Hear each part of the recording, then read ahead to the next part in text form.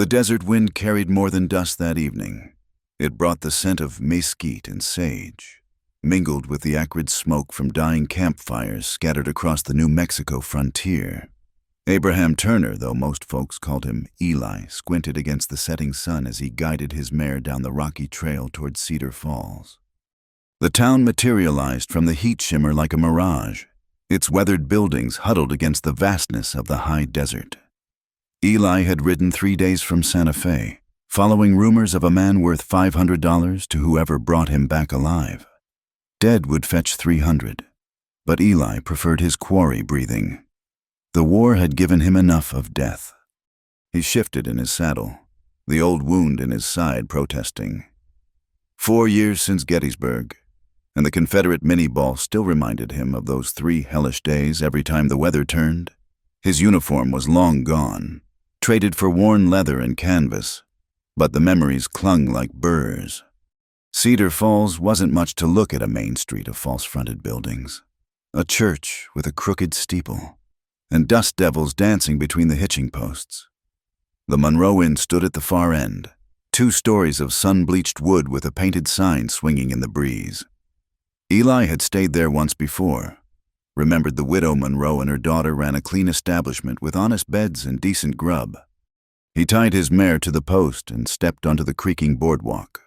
Through the inn's window, he caught sight of movement, a woman in a blue calico dress arranging wildflowers in a clay vase. She turned, and Eli found himself staring. Martha Monroe Clara, he corrected himself, remembering the widow had introduced her daughter as Clara had changed in the 2 years since his last visit. The girlish softness had given way to something harder, more defined, like stone carved by desert wind. She noticed him through the glass and paused, her hand still on the flowers. Their eyes met for a heartbeat before she turned away, disappearing into the inn's shadows. Eli pushed through the door, setting a small brass bell ringing. The common room smelled of beeswax and fresh bread, a welcome change from trail dust and horse sweat. The widow Monroe emerged from the kitchen, wiping flour-dusted hands on her apron. "Well, I'll be," she said, her weathered face breaking into a smile. "Abraham Turner, back from the dead." "Just back from the trail, ma'am." He removed his hat, running fingers through hair that needed cutting. "Looking for a room? If you've got one." "Always got room for paying customers." She glanced toward the stairs where Clara had vanished. "You still hunting men for money?" "Man's gotta eat." The widow's smile faltered. "Some kinds of hunger'll starve a soul, Mr. Turner." Before Eli could parse that warning, boots thundered on the porch outside. The door burst open, bringing a gust of desert air, and 3 men who looked like trouble wearing badges. The one in front, thick-necked with a marshal's star that seemed too shiny to be earned honest, surveyed the room with pig-small eyes. "Afternoon, Mrs. Monroe." His voice oozed false courtesy. "Mayor Holloway sends his regards. Wants to remind you his offer still stands." "Benjamin Franklin Holloway can take his offer," and the widow caught herself, glancing at Eli. "You tell the mayor my answer hasn't changed. This inn stays in Monroe hands." The marshal's gaze slid to Eli, taking in the tied-down colt, the dust-covered duster, the wary stance of a man ready for violence. "Don't believe we've met. Stranger. Name's Marshal Washington, George Washington Pike, though my mother had delusions of grandeur when she named me." "Just passing through," Eli said. "Bounty hunter, by the look of you." Pike's hand rested casual-like on his pistol butt. "We don't much care for your type in Cedar Falls. This is a law-abiding town." Eli almost laughed. Every frontier town claimed to be law-abiding until you scratched the surface and found the rot beneath. "Like I said, just passing through." Pike held his stare a moment longer, then turned back to Mrs. Monroe. "You think on the mayor's offer? He's not a patient man, and neither am I." They left, spurs ringing against the floorboards. The widow sagged against the counter, suddenly looking every one of her 60 years. "Trouble?" Eli asked. Nothing I can't handle. But her voice wavered. Your room's upstairs. Last door on the right. Supper's at 6. Eli climbed the narrow stairs, his saddlebag slung over one shoulder. The hallway was dim, lit only by late afternoon sun filtering through a window at the far end. As he reached for his door, another opened beside him. Clara stood there, no longer in calico, but dressed for riding split skirt, leather vest, a man's shirt tucked neat at her narrow waist. Up close, he could see what the desert had done to her.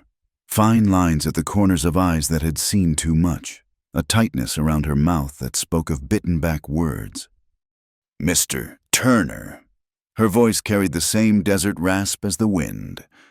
Miss Monroe. He touched his hat brim. Or is it Mrs.? It was Mrs. Daniels. Thomas died 2 winters back. Lung fever. She said it flat, like discussing weather. I'm Clara Monroe again. Sorry for your loss. She shrugged, a gesture that said more than words about how the frontier treated grief. You planning to stay long? Day or 2. Got business in town. Hunting someone. Information suggests he might be in the area. Clara stepped past him. Close enough he caught her scent lavender soap fighting a losing battle against leather and horse. Friendly advice. Mr. Turner. Whatever business you've got, finish it quick. Cedar Falls isn't healthy for outsiders these days. She was gone before he could ask what she meant, her boots clicking down the stairs. Eli entered his room, tossing his saddlebags on the narrow bed. Through the window, he watched Clara exit the inn and head for the stables. A moment later, she emerged leading a paint mare, swinging into the saddle with practiced ease. Marshal Pike appeared from nowhere, grabbing her horse's bridle. Eli couldn't hear the words, but Clara's body language screamed defiance. She jerked the reins free and spurred her mount, leaving Pike standing in a cloud of dust. Interesting.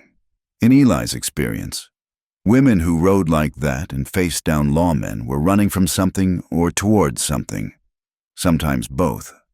He unpacked methodically extra shirts, ammunition, the wanted poster for Jefferson Davis Colton, another mother with delusions of grandeur. Colton was wanted for murdering a judge in Amarillo, among other sins.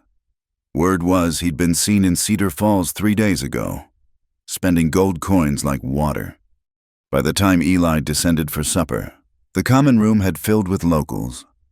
Conversations died as he entered, eyes tracking him to a corner table. Mrs. Monroe brought a plate loaded with beef stew and cornbread, setting it down with more force than necessary.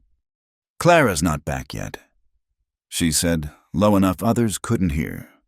She often ride out alone near dark. The widow's mouth tightened. She does what she pleases. Been that way since Thomas died. Won't listen to sense about... She broke off, glancing toward a table where 3 well-dressed men were watching them. Enjoy your supper, Mr. Turner. Eli ate mechanically, cataloging the room's occupants from long habit, townsmen mostly, soft from easy living. The 3 watching him looked like money, one in particular, silver-haired with the bearing of someone used to being obeyed. Mayor Holloway, Eli guessed. Night had fallen full when Clara finally returned. She entered through the back door, but not before Eli glimpsed her through the window disheveled, her shirt torn at the shoulder, moving with the careful steps of someone hiding pain. She disappeared upstairs. A few minutes later, the mayor rose from his table, approaching the bar where Mrs. Monroe was polishing glasses with violent energy. Your daughter seems to have had an accident, Holloway said, voice carrying. Perhaps she should be more careful riding alone. The desert can be dangerous for a woman. Clara can take care of herself. Can she? Holloway leaned closer. My offer won't stand forever. Martha, this inn, your daughter's reputation, your safety, everything has a price in Cedar Falls. Some prices are steeper than others. He left with his companions, tipping his hat mockingly at Eli as he passed. The common room emptied soon after, leaving Eli alone with his thoughts and the dregs of warm beer. Near midnight, restlessness drove him outside.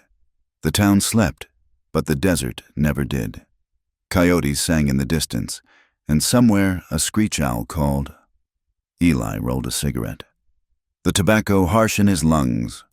Movement caught his eye, a figure slipping from the inside door.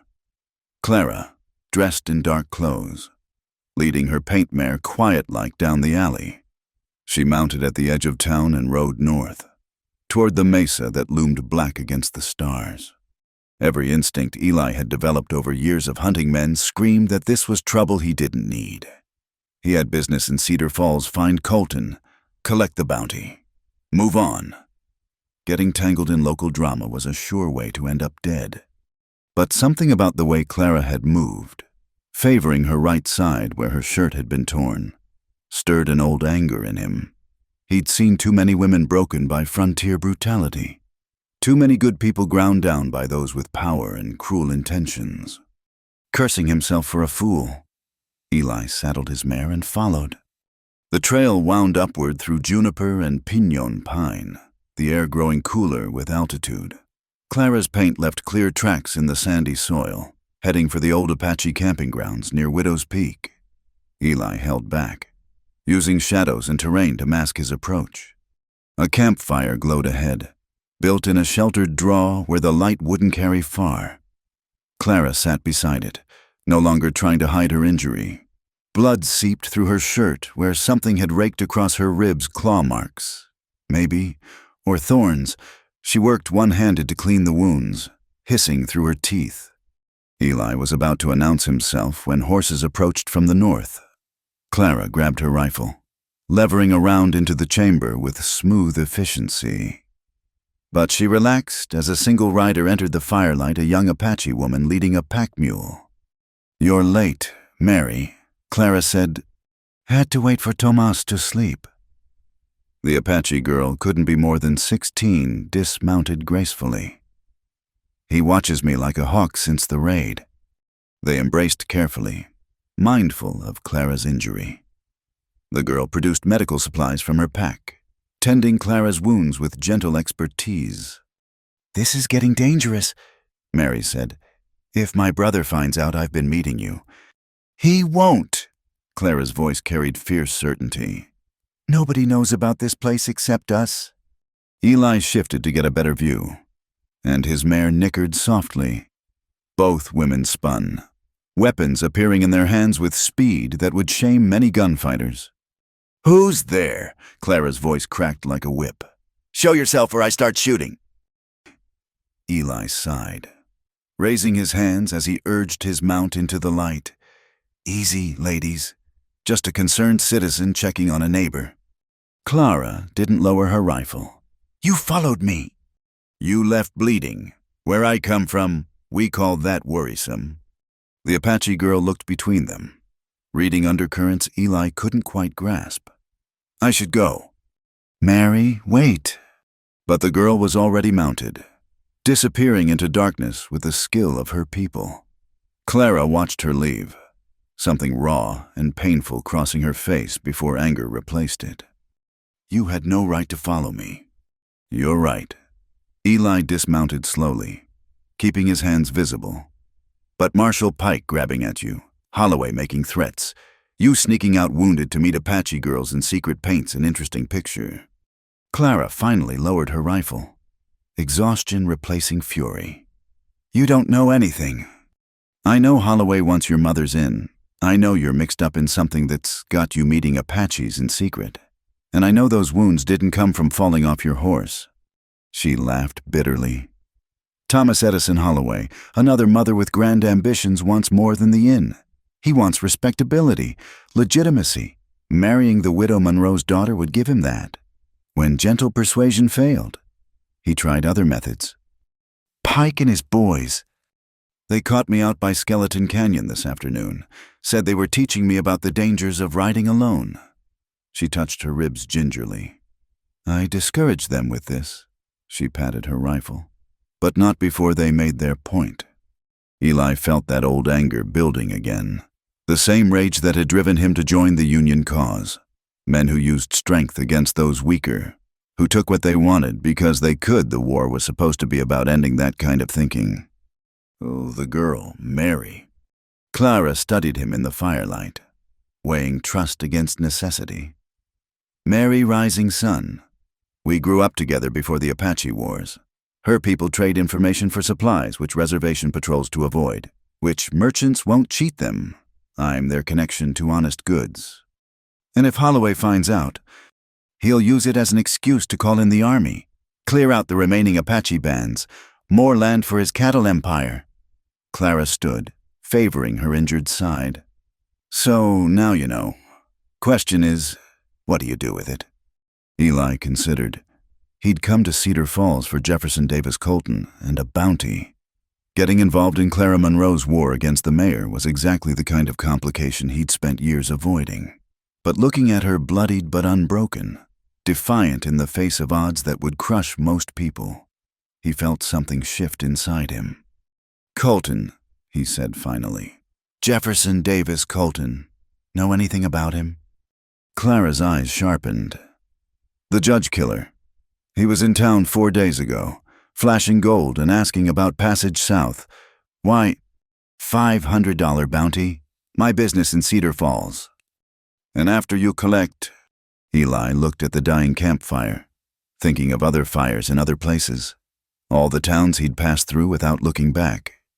Usually, I move on. Usually. Clara tested the word like suspicious meat. But not always. The fire popped, sending sparks into the darkness. Somewhere in the distance, coyotes took up their song again.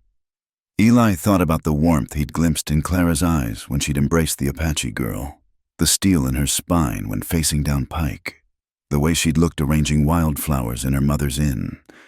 Not always, he agreed. Clara nodded slowly. Decision made. Colton's holed up at the old Butterfield stage station, 12 miles south. He's got 2 men with him, Napoleon Jones and Alexander Hamilton Crowe. They're waiting for someone, though I don't know who. How do you know this? Mary's people watch everything in these hills. Not much moves without them knowing. She gathered her medical supplies, preparing to leave. You helped me tonight, so I'm returning the favor. But after this, we're even. You get your bounty and get out of Cedar Falls. And if I don't? Clara mounted her paint, looking down at him with eyes that held too much sadness for someone so young. Then you're a bigger fool than you look. Abraham Turner, this town eats fools for breakfast. She rode off, leaving Eli alone with the dying fire and his thoughts. He stayed a while longer, watching embers fade to ash, thinking about wars that never really ended and women who fought them alone in the darkness. When he finally returned to town, dawn was breaking over the desert, painting the world in shades of rose and gold. The Monroe Inn stood quiet, but smoke already rose from the kitchen chimney. Through the window, Eli saw Clara helping her mother with breakfast preparations, moving stiffly but steadily. She'd changed back into calico, her hair pinned neat and proper. To anyone watching, she was just the widow Monroe's daughter, a woman of no particular importance. But Eli had seen her in the firelight, rifle in hand and defiance in her eyes, and knew better. He climbed to his room, already planning his approach to the Butterfield station. Colton would keep for another day or two. First, he needed information, and in Eli's experience, the best intelligence came from watching and waiting. As he stretched out on the narrow bed, exhaustion finally claiming him, Eli wondered what he'd really found in Cedar Falls. A bounty. Certainly, trouble. Most definitely. But maybe something else, too. Something he'd stopped looking for years ago. Somewhere between Gettysburg and all the dusty towns since. The desert wind rattled his window, and Eli Turner closed his eyes, dreaming of campfires and women who whispered secrets in the darkness. The morning after brought complications Eli hadn't anticipated. He descended to find the common room buzzing with tension thick as desert honey. Mayor Thomas Edison Holloway sat at the best table, flanked by Marshal Pike and 2 deputies, their coffee cups untouched as they watched Clara serve the other patrons. Miss Monroe, Holloway called out, his voice carrying that particular tone of a man used to being obeyed. A moment of your time. Clara set down her tray with deliberate care. I'm working, Mayor. Whatever you need to say can wait until I'm finished. I'm afraid it can't. Holloway stood, his silver hair catching the morning light streaming through the windows. There was an incident last night. Apaches were spotted near Widow's Peak. As a concerned citizen, I worry about residents who might be, shall we say, sympathetic to their cause. The room went silent. Every eye turned to Clara, who stood straight-backed despite the wounds Eli knew were hidden beneath her dress. Are you accusing me of something?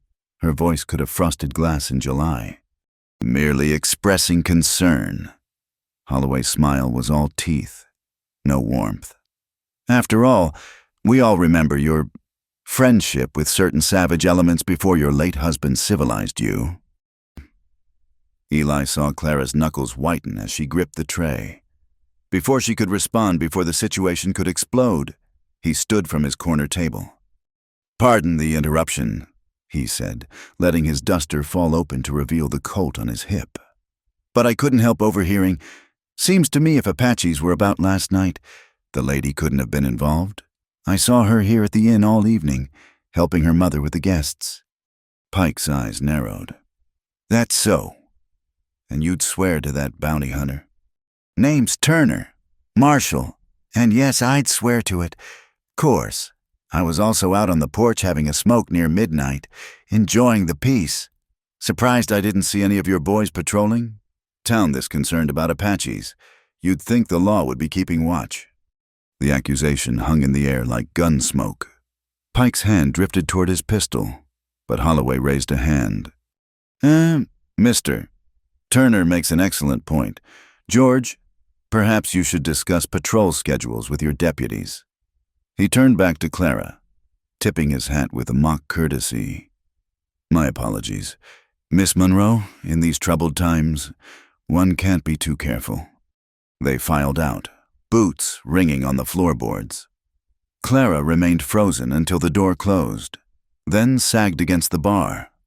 You shouldn't have done that, she said quietly as Eli approached. Probably not. He signaled Mrs. Monroe for coffee. But I've got a bad habit of speaking up when I shouldn't. They'll be watching you now. Let them watch. Eli accepted the steaming cup gratefully. I've been watched by worse than small-town bullies with delusions of grandeur. Clara studied him, those desert-hardened eyes seeing more than he'd intended to show. Why are you really here, mister? Turner. Men like you don't usually chase bounties this far from the main trails.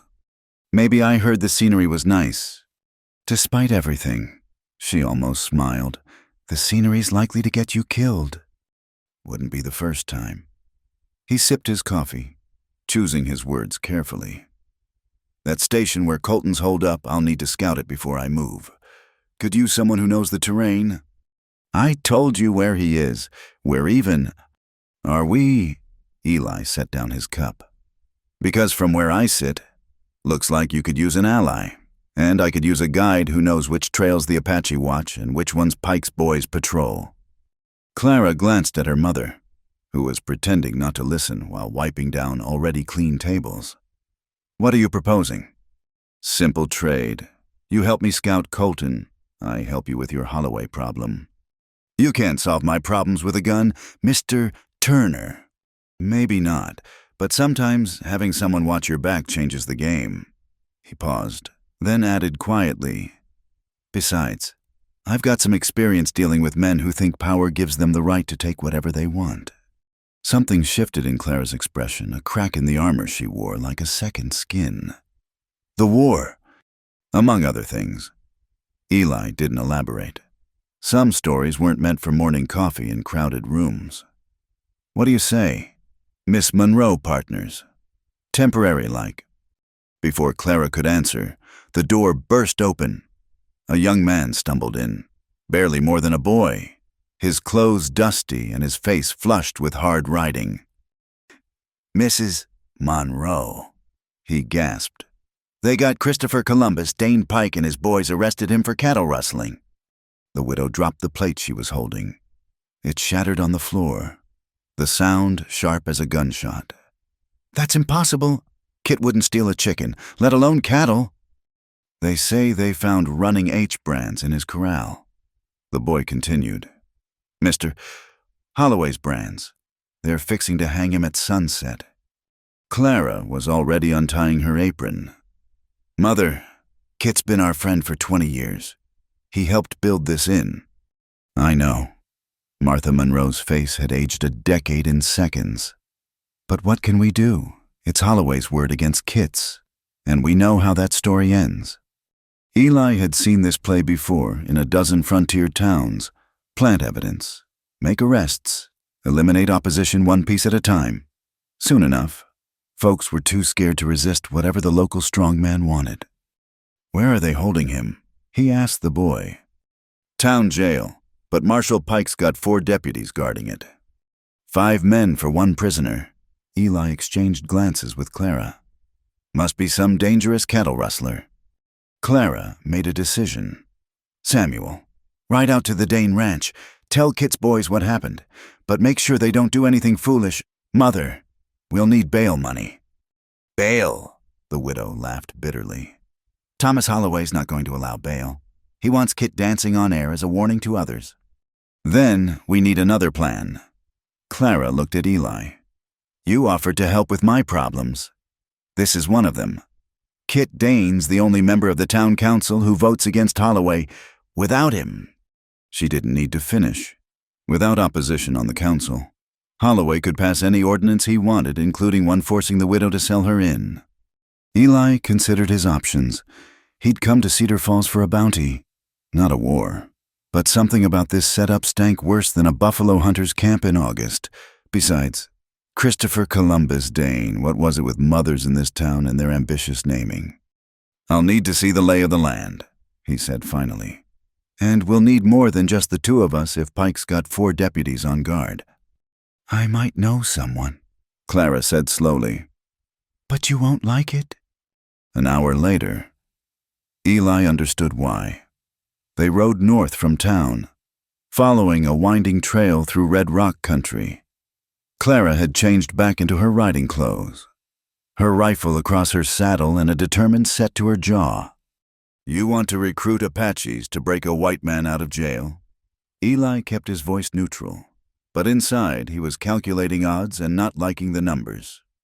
Not recruit, trade. Clara guided her paint around a fallen boulder. Mary's brother, William Tecumseh Sherman Rising Sun. His mother had interesting ideas about names too, has no love for Pike or Holloway. They killed his father 2 winters back. Claimed he was rustling when he was just trying to feed his family. And he'll help us because I'll offer him something he wants more than revenge. She reined in at a narrow canyon mouth. Information. The location of the Army supply convoy coming through next week. Eli whistled low. That's dancing close to treason, Miss Monroe. It's survival. Mr. Turner. Her eyes were hard as flint. The Army plans to force the last free Apache bands onto the reservation at Fort Sumner. William's people just want to disappear into Mexico before that happens. The supplies would see them through the journey. Before Eli could respond, riders emerged from the rocks around them, 6 Apache warriors, rifles ready but not quite aimed. Their leader, a man about Eli's age with intelligent eyes and a cavalry saber at his hip, rode forward. Clara Monroe, he said in perfect English. You're either very brave or very foolish, bringing a bounty hunter to our meeting place. William. Clara inclined her head respectfully. This is Abraham Turner. He's a friend. The man who followed you last night. It wasn't a question. William's gaze dissected Eli like a surgeon's blade. Mary told me. She also said he didn't betray our presence to the town. I've got no quarrel with your people, Eli said carefully. My business is with outlaws, not Apache trying to live free. William smiled without warmth. All Apache are outlaws in the eyes of your law, Mr. Turner, but Clara vouches for you. So speak. What brings you here?" Clara explained quickly Kit Dane's arrest, the frame job, the hanging scheduled for sunset. William listened without interrupting, his face revealing nothing. "You want us to attack the town jail," he said when she finished. "Risk our lives for a white man who may have voted against Holloway but never lifted a finger to help our people." "I want you to create a distraction," Clara corrected. "Draw Pike and some deputies out of town while we free Kit. In exchange, I'll tell you exactly when and where the Army convoy will camp on the third night out from Fort Union. They'll be tired, guards lazy. You could take the supplies without firing a shot." William considered, conferring quietly with his men in Apache. Eli caught a few words. His time with the Army had taught him some of the language, but not enough to follow the rapid discussion. "Finally," William turned back. "We'll do it, but not for the information alone." He pointed at Eli. "The bounty hunter comes with us when we leave town. Insurance that this isn't a trap." "No." Clara's response was immediate. "He's got nothing to do with—" "It's all right," Eli interrupted, meeting William's steady gaze. "I'll ride with you, just until Kit Dane's free and you've got your information." Clara whipped around to stare at him. "You don't know what you're agreeing to." "Sure I do." Eli smiled grimly. "I'm trusting you, Miss Monroe, same as you're trusting me. That's what partners do." Something passed between them, understanding, maybe, or recognition of kindred spirits. William observed the exchange with interest. "Perhaps there's hope for your people yet," he murmured. "Very well. We'll be in position at sunset. Look for smoke from the old mission. That'll be your signal that Pike's riding out. You'll have maybe 20 minutes before they realize it's a feint." They finalized details quickly as the Apache melted back into the rocks. William paused beside Eli's horse. "You fought in the white man's war," he said. It wasn't a question. "Mary says you carry yourself like a soldier who's seen too much." "We all carry our wars," Eli replied. "Some just show more than others." William nodded slowly. "After this is over, you should leave Cedar Falls. This place poisons everything it touches." He glanced at Clara, who was adjusting her saddle straps. "Even the strongest hearts." Then he was gone, vanishing into the landscape like smoke. Clara and Eli rode back toward town in thoughtful silence, each lost in private calculations. As they reached the outskirts of Cedar Falls, Clara suddenly spoke. "Thomas, my husband, used to say the frontier makes us all into what we really are, strips away pretense until only truth remains." "Smart man." "He was." Her voice carried old pain, scarred over but still tender. "Also a fool. Thought he could reason with men like Holloway. Use law and logic to build something decent out here. The fever took him before he could learn better." "I'm sorry." "Don't be. Thomas lived his principles, died believing in them. There are worse fates." She turned to look at Eli directly. "What about you, Mr. Turner? What did the frontier make you into?" Eli thought about all the years since Gettysburg, the men he'd tracked, the bounties collected, the towns he'd passed through without looking back. "Haven't figured that out yet." "Maybe that's why you're still searching." Clara spurred her paint toward the inn. "Come on, we've got a jailbreak to plan." They spent the afternoon in preparation. Mrs. Monroe, after her initial protests, threw herself into the scheme with surprising enthusiasm. "Kit Dane helped me bury my husband," she declared. "I'll not see him swing for Thomas Holloway's greed." The plan was simple, which Eli preferred. Complicated schemes had too many ways to go wrong. When the Apache created their distraction, drawing Pike and most of his deputies out of town, Clara would handle the jail guards with a story about bringing Kit a final meal. Eli would provide backup if things went sideways. Mrs. Monroe would have horses ready at the back of the inn. "What about Colton?" Clara asked as they checked weapons in the inn's storage room. "Your bounty. He'll keep another day." Eli loaded his Colt, checking the action. Man who's waited this long for passage south isn't going anywhere fast. You could have ridden out this morning, taken him and been gone before any of this became your problem. Could have. Eli holstered the pistol. But then I'd have missed all this fine hospitality. Clara shook her head, but he caught the ghost of a smile. You're a strange man. Abraham Turner. So I've been told. As the sun began its descent toward the western peaks, tension settled over Cedar Falls like a burial shroud. The normal evening sounds children playing, dogs barking, merchants closing shops seemed muted, as if the town itself held its breath. From the inn's upper window, Eli watched the jail. Pike had indeed posted 4 deputies, 2 at the front door and 2 patrolling the sides.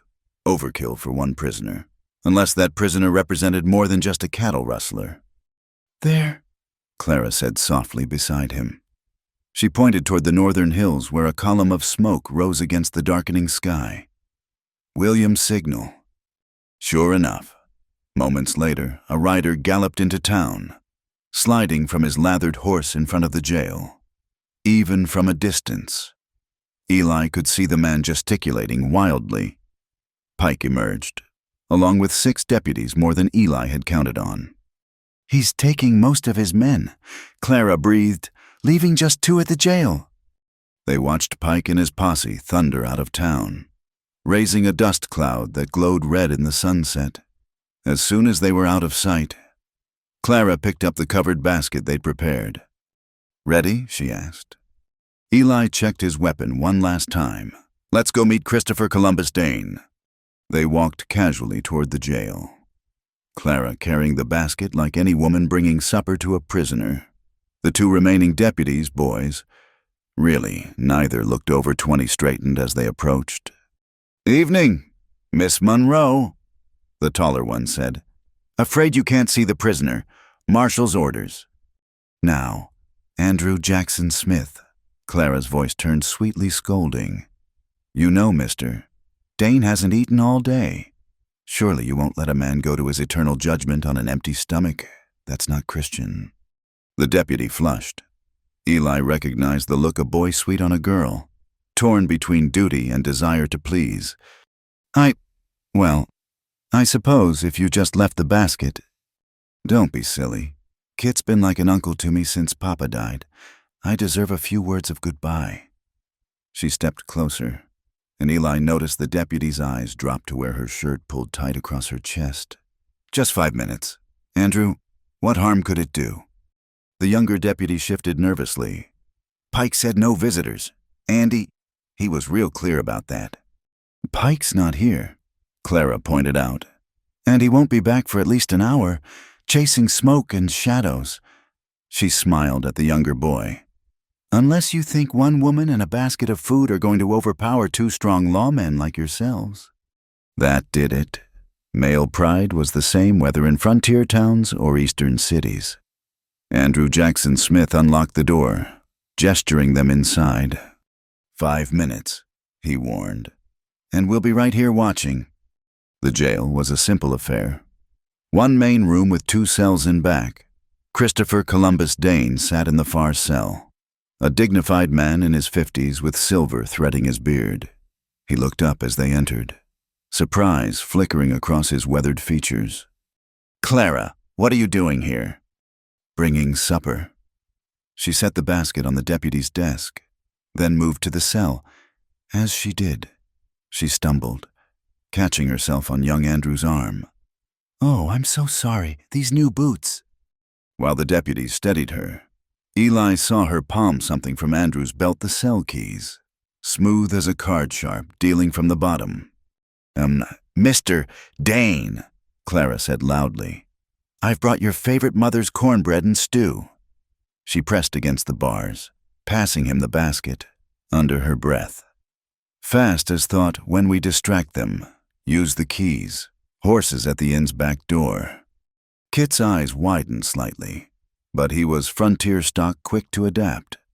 Much obliged, Clara. Tell your mother I'm grateful. Such a shame, Clara continued, turning back to the deputies. Mister, Dane's been our neighbor for 20 years. I just can't believe he'd steal cattle." "Evidence is evidence," the younger deputy said uncomfortably. "Found them brands plain as day." "Yes, about that."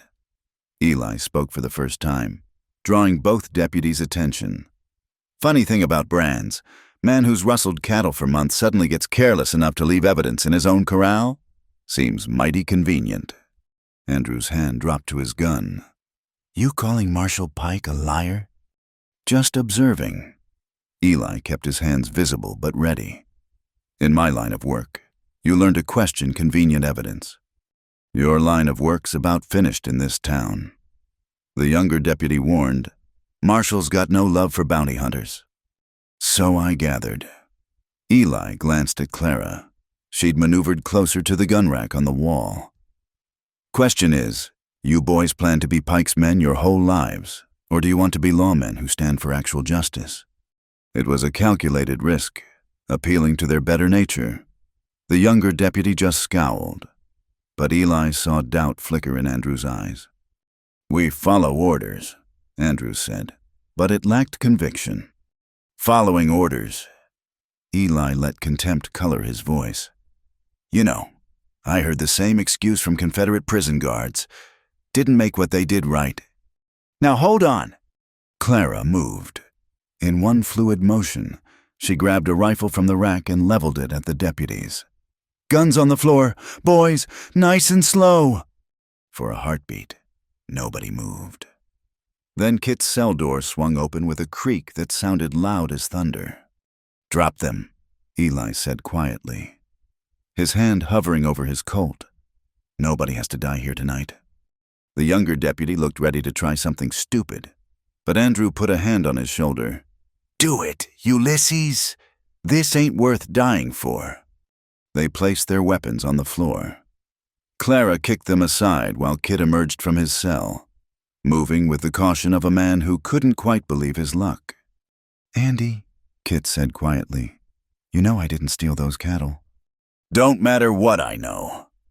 The deputy's voice was bitter. "What matters is what Marshal Pike says, and what Mayor Holloway wants." "It doesn't have to be that way." Clara said, "Stand up to them. The whole town would back you if someone just showed the courage to start." Andrew laughed, harsh and hopeless. "The whole town's either scared or bought. Miss Clara, your husband thought different. And where'd it get him dead of fever while Holloway consolidated power?" "Thomas died of natural causes," Clara said sharply. "Did he?" Andrew met her eyes. "Funny how many of Holloway's opponents take sick sudden like. Your husband, Judge Franklin, the previous marshal who asked too many questions about missing tax money." The implication hung in the air like a noose. Clara's face had gone pale, her knuckles white on the rifle.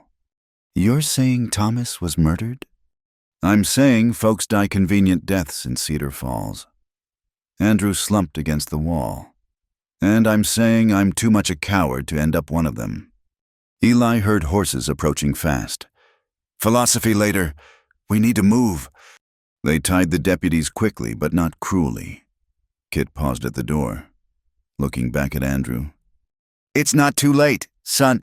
When the time comes, and it will come, remember you've got a choice." Then they were out, running for the inn as shouts erupted behind them. Misses. Monroe waited with 4 saddled horses, her face grim but determined.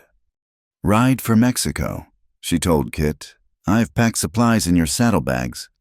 "Martha, I can't leave you to face—" "You can and you will." The widow's voice brooked no argument. "My husband built this inn, and I'll not abandon it. But you living to fight another day is more important than pride."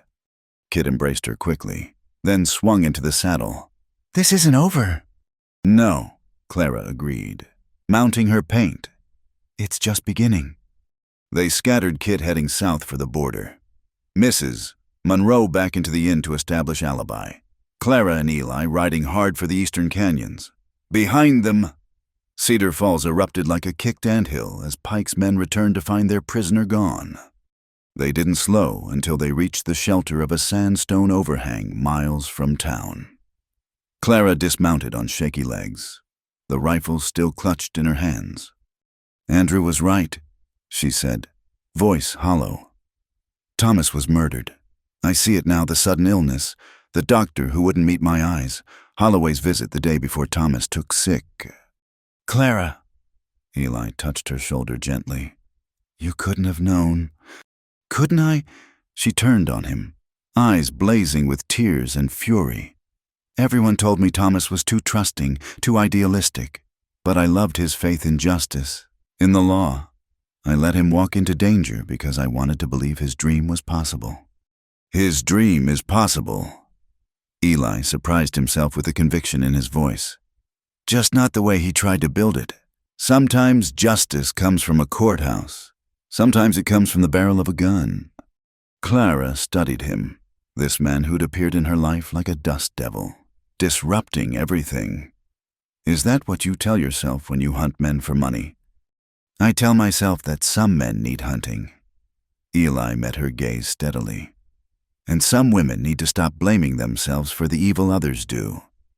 The moment stretched between them, charged with possibility and pain. Then Clara laughed, short and sharp. You realize we just declared war on the most powerful man in the territory? Seems that way. Eli checked his weapons automatically. Question is, what's our next move? Clara looked back toward Cedar Falls, where torches now flickered like fireflies.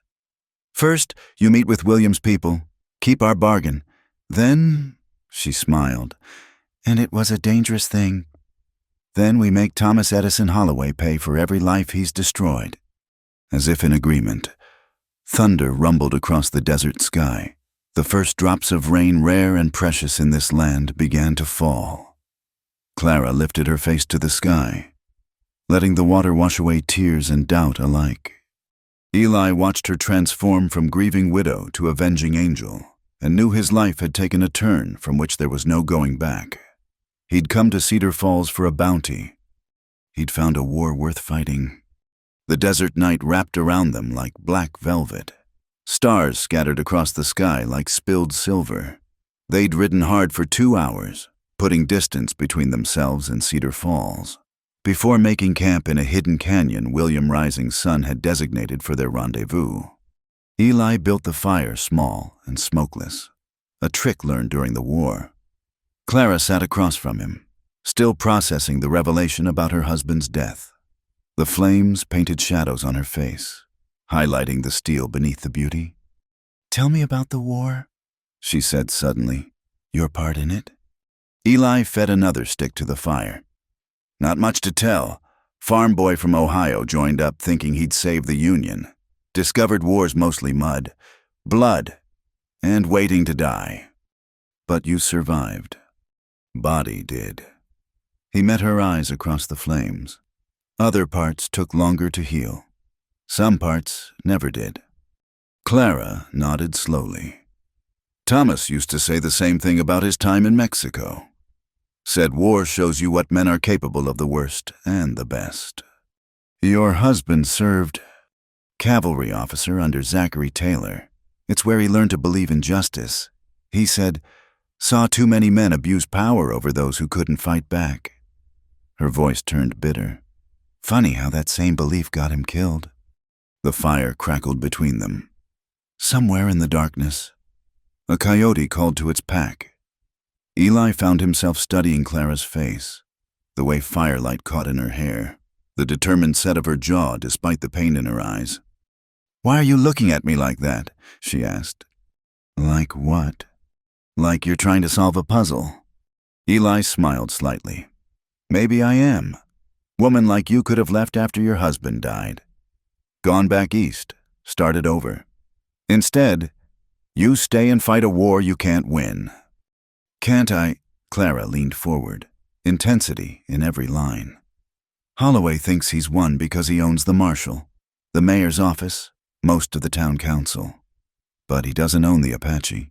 He doesn't own men like Kit Dane, and now, she gestured between them, he doesn't own us. Us. Eli tested the word.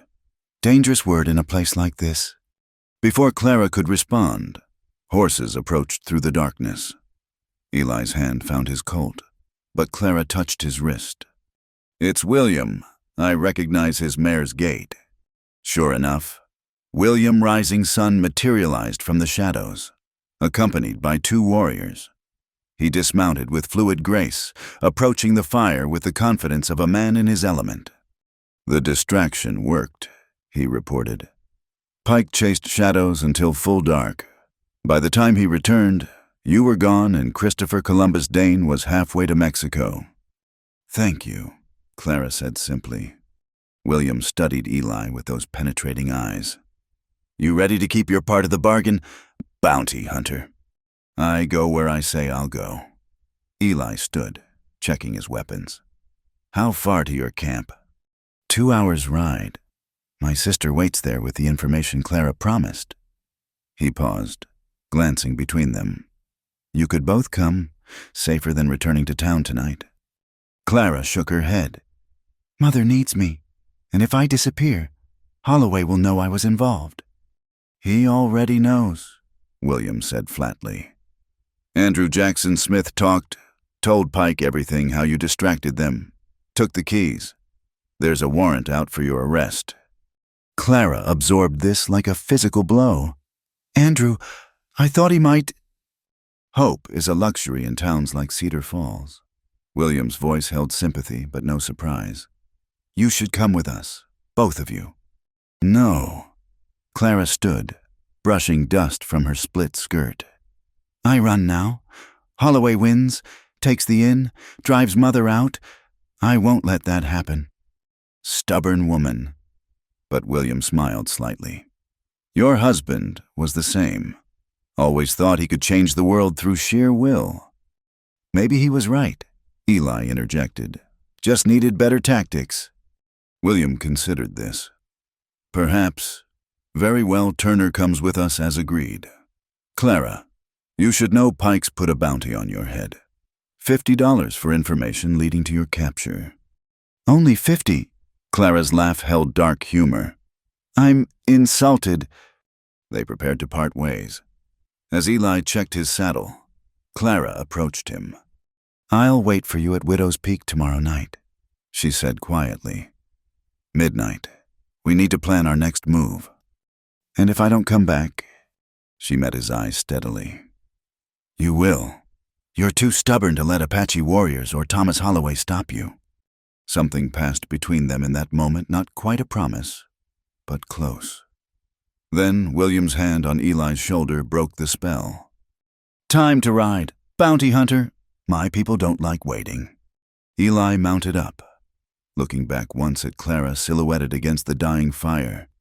She raised a hand in farewell, then turned her paint toward Cedar Falls and whatever dangers waited there. The ride to the Apache camp was silent save for hoofbeats and night sounds. William led them through terrain that would have challenged a mountain goat, but their horses were sure-footed and well-trained. Finally, they descended into a hidden valley where cook fires glowed like fallen stars. The camp was smaller than Eli expected, maybe 30 people, mostly women and children. The warriors who'd survived the Army's campaigns were watchful, hands never far from weapons. Mary Rising Sun emerged from a tent, her young face grave. "Mr. Turner," she greeted him formally.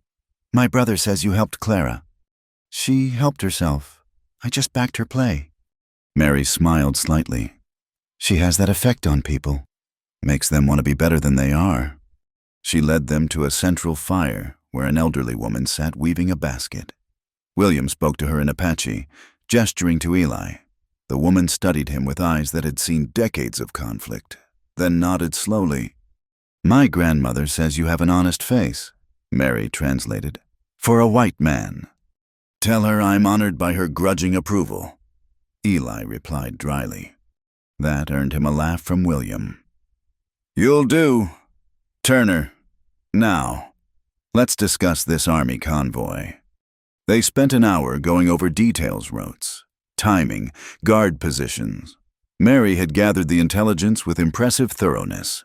The convoy would camp at Sulphur Springs on the 3rd night, a location with water but poor defensive positions. 30 soldiers escorting supply wagons, William mused. We can't take them in open battle. Don't need to, Eli suggested. Hit them at dawn when they're breaking camp. Half will be packing wagons, other half still groggy. Take the supplies you need. Scatter the rest. They won't pursue far with damaged wagons. William raised an eyebrow. You're very free with tactical advice for someone who'll be back bounty hunting by then.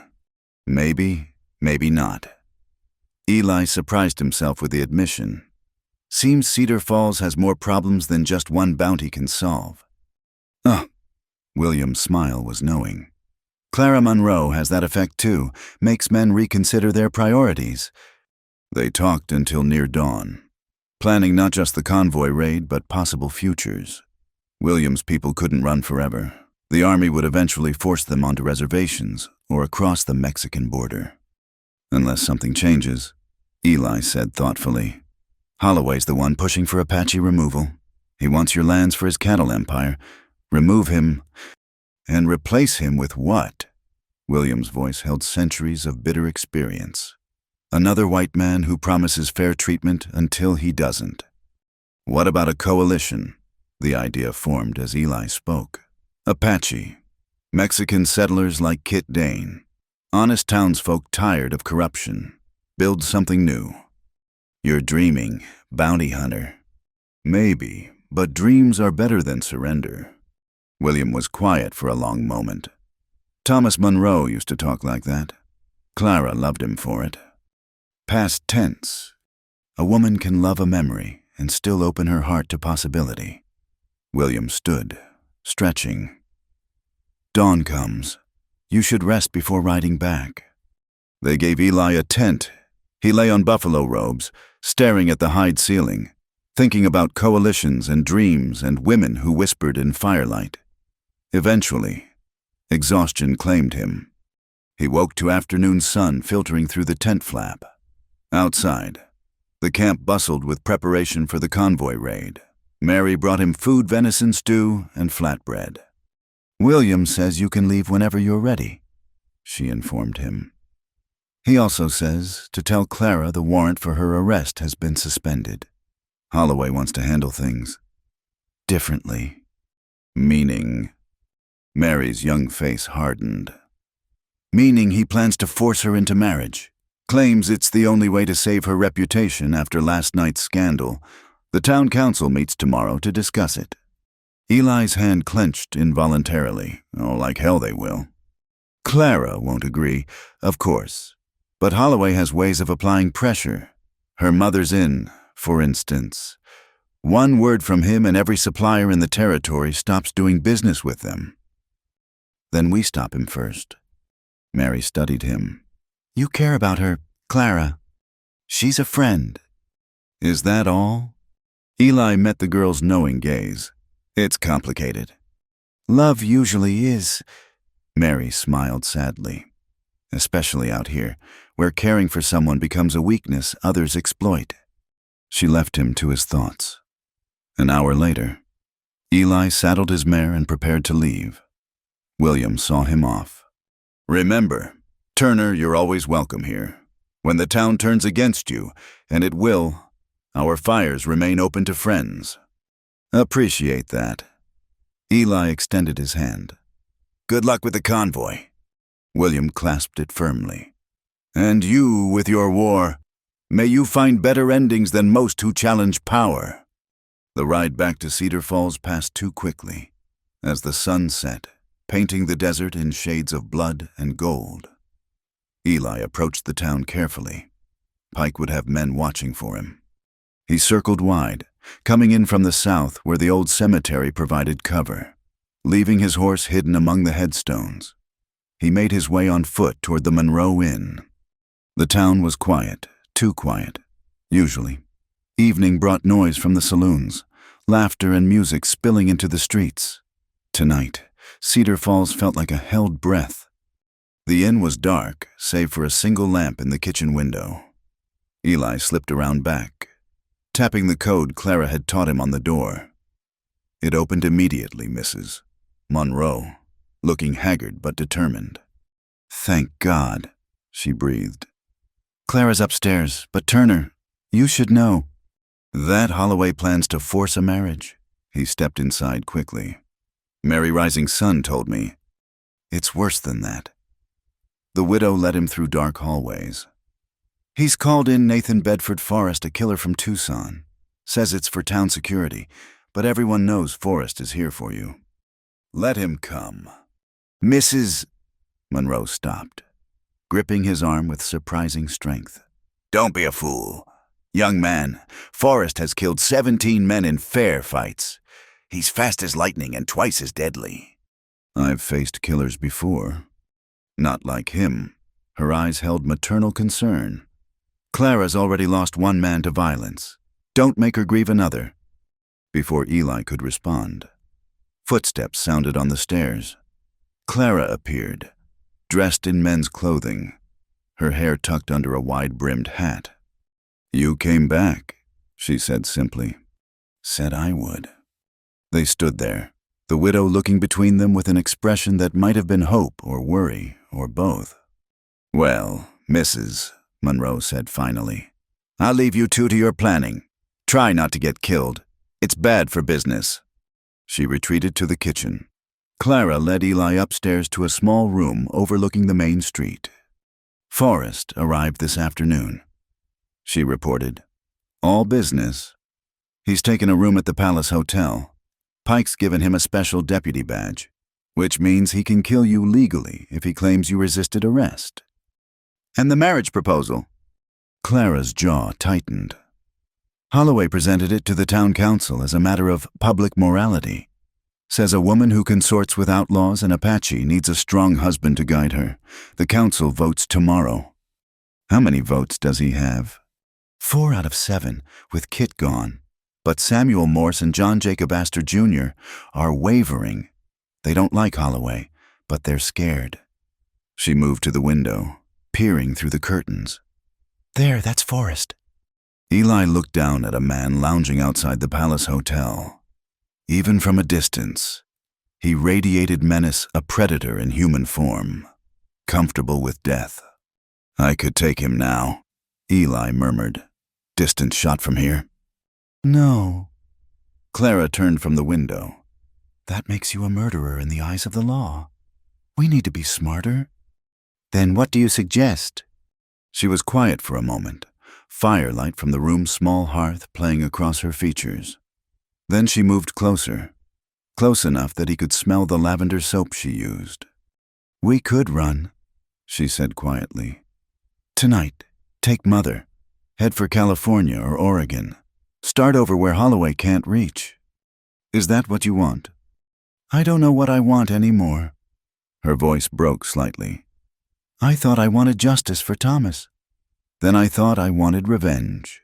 Now. She looked up at him. Now I just want to stop losing people I care about. The admission hung between them. Eli reached out slowly, brushing a strand of hair that had escaped her hat. We're not running, he said firmly. Your husband believed in something, a town where law means justice, not just power. We're going to build it. How Holloway owns everything. Not everything. Eli smiled grimly. He doesn't own the Apache. Doesn't own men like Kit Dane. Doesn't own your mother or you. He paused. And he sure as hell doesn't own me. Clara studied his face. You've changed. The man who rode into town 4 days ago would have taken his bounty and left. Maybe that man met someone worth changing for. The words slipped out before he could stop them. Clara's eyes widened, and for a moment the space between them hummed with possibility. Then boots thundered on the stairs. The door burst open, Marshal Pike and 3 deputies, guns drawn. Well, well, Pike sneered. The bounty hunter and the lady outlaw? How cozy. Get out of my inn. Mrs. Monroe appeared behind them, face flushed with anger. You've no right. Got every right. Pike produced a paper. Warrant for Turner's arrest, signed by Judge Holloway himself. Suspicion of robbery, assault, and conspiracy with hostile Indians. Judge Holloway? Eli kept his voice level. When did the mayor become a judge? This morning, emergency appointment by the territorial governor. Pike's smile was ugly. Amazing what money can buy. Now, you coming peaceful? Or does Nathan Forrest get to earn his bonus? Clara stepped forward. I'll come too. If you have evidence against Mr. Turner, I demand to see it. Oh, you'll come all right. Pike leered at her. Mayor wants to see you personal-like. Has a proposal to discuss. Eli weighed his options. 4 guns on him. Clara in the line of fire. Her mother vulnerable. The math was bad. I'll come peaceful, he said finally. On one condition. The ladies stay here, unharmed. Turner, no, Clara started. It's all right. He met her eyes, trying to convey what couldn't be said aloud. Sometimes you have to trust your partners. Understanding flickered in her gaze. She stepped back, letting them take his guns. As Pike's men led him out, Eli heard Clara whisper something too low for the others to catch. Don't sleep yet.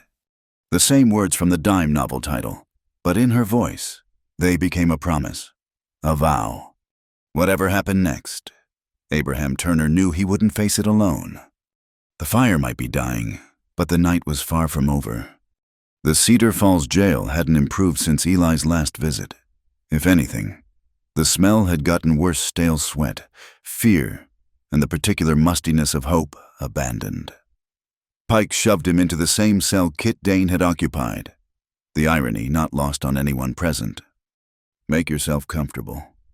Pike sneered through the bars. Nathan Forrest will be by in the morning to discuss your situation. Looking forward to it, Eli replied mildly, settling onto the narrow bunk. Pike's eyes narrowed at the lack of reaction. You don't seem to understand your position. Turner, Forrest ain't killed 17 men by accident. He's an artist with a gun. Everyone's an artist these days. Eli pulled his hat over his eyes. Wake me when the art show starts. Frustrated, Pike stomped out, leaving 2 deputies on guard. Eli waited until their footsteps faded, then examined his cell. The lock was solid, the bars thick, but the mortar around the window bars showed age cracks, something to remember. Night deepened. Through the barred window, Eli could see stars wheeling overhead, the same stars that had witnessed 1,000 frontier conflicts, somewhere out there. Clara was planning. The thought steadied him more than any weapon could have. Near midnight, soft footsteps approached, while one of the guards, the young one called Ulysses Simpson Grant Taylor, appeared at the bars. You awake, Turner. Eli sat up slowly. Hard to sleep with all the hospitality. The boy glanced nervously toward the door, then leaned closer. Miss Clara sent me, said to tell you the package is ready for morning delivery. Code. Clara had something planned. Tell her I appreciate the service. Ulysses started to leave, then paused. Is it true what they say that you fought at Gettysburg? I was there. My brother died at Pickett's charge, Confederate side. The boy's voice held old pain. Whole war seems pointless now. All those men dead for nothing. Not for nothing, Eli corrected gently. Your brother believed in something worth dying for. So did mine on the Union side. Honor their courage, even if you question their cause. Ulysses nodded slowly. You're not what I expected from a bounty hunter. People rarely are what we expect. Eli studied the young deputy. How'd you end up working for Pike? Jobs are scarce for former Confederate soldiers. Pike didn't care about my past, just whether I could shoot straight. Bitterness crept into his voice. Course, I didn't know then what kind of law he represented. It's not too late to choose different. The boy shook his head. You don't know Holloway. Cross him, and you don't just lose your job. You lose everything. Sometimes your life, like Thomas Monroe. Ulysses went very still. I don't know nothing about that. But you suspect. The deputy glanced around again, then whispered urgently. There's a doctor in Tucson, Julius Caesar Reeves. He was here the week Monroe took sick. Stayed at Holloway's house. Never treated anyone else. Left soon as Monroe died. Poison. Something that looked like fever. Doc Reeves specialized in making problems disappear natural-like, or so rumor said. Before Eli could probe further, boot steps echoed from outside. Ulysses straightened, moving away from the bars. "Just checking on the prisoner," he called out as Pike entered. "Check all you want," Pike said suspiciously. "But no talking. Mayor's orders." The night passed slowly. Eli dozed fitfully, mind racing through possibilities. A doctor who specialized in convenient deaths. A mayor who just made himself judge. A town slowly strangling under corruption. Dawn came pale and uncertain, desert light filtering through dusty air. With it came the sound Eli had been expecting, measured footsteps on wooden planks, spurs ringing a death knell. Nathan Bedford Forrest entered like a force of nature, tall, lean, with dead eyes the color of winter sky. He wore black from hat to boots, twin Colts riding low on his hips. Everything about him whispered danger. "Abraham Turner." His voice was soft, cultured, at odds with the violence he radiated. "I've heard interesting things about you." "All true, probably." Eli remained seated, projecting calm he didn't feel. "They say you're fast, accurate, smart." Forrest pulled a chair close to the bars, sitting with the languid grace of a mountain cat. "But are you smart enough to recognize inevitability?" "Depends on what's being offered." "Your life." Forrest smiled without warmth. "Mayor Holloway's a reasonable man. You leave town today, forget what you've seen here, and this all becomes a misunderstanding." "And Clara Monroe." Something flickered in Forrest's eyes. "Not your concern. The lady's future is secured. As Holloway's wife, as a respectable woman under protection." Forrest leaned back. "Better than dancing at the end of a rope for helping prisoners escape." Interesting definition of justice in this town. Justice is what men with power say it is. Forrest stood, adjusting his gun belt. "You have 1 hour to decide. Accept exile or face me in the street. Either way, your involvement in Cedar Falls ends today." He left without waiting for an answer. Pike appeared moments later, unlocking the cell with obvious reluctance. "Forrest is giving you a chance," he said. "Take it. No shame in living to fight another day." "Funny thing about fighting another day," Eli replied, retrieving his hat. "Sometimes the fight finds you anyway." They returned his guns, a sign of Forrest's confidence. Eli checked the loads, noting his ammunition was intact. Professional courtesy among killers. Outside, Cedar Falls buzzed with anticipation. Word of the impending showdown had spread. Merchants shuttered windows. Mothers herded children indoors. The street cleared except for spectators brave or foolish enough to watch from doorways and rooftops. But something else was happening. As Eli walked toward the appointed meeting ground, the intersection of Main and Cottonwood, he noticed unusual activity. Apache warriors on the ridgeline above town, barely visible but definitely there. Wagons blocking certain alleys, creating bottlenecks. Armed men he didn't recognize taking positions on key buildings. Clara's package, apparently, was comprehensive. She stood outside the Monroe Inn, wearing a burgundy dress that made her look like flame against weathered wood.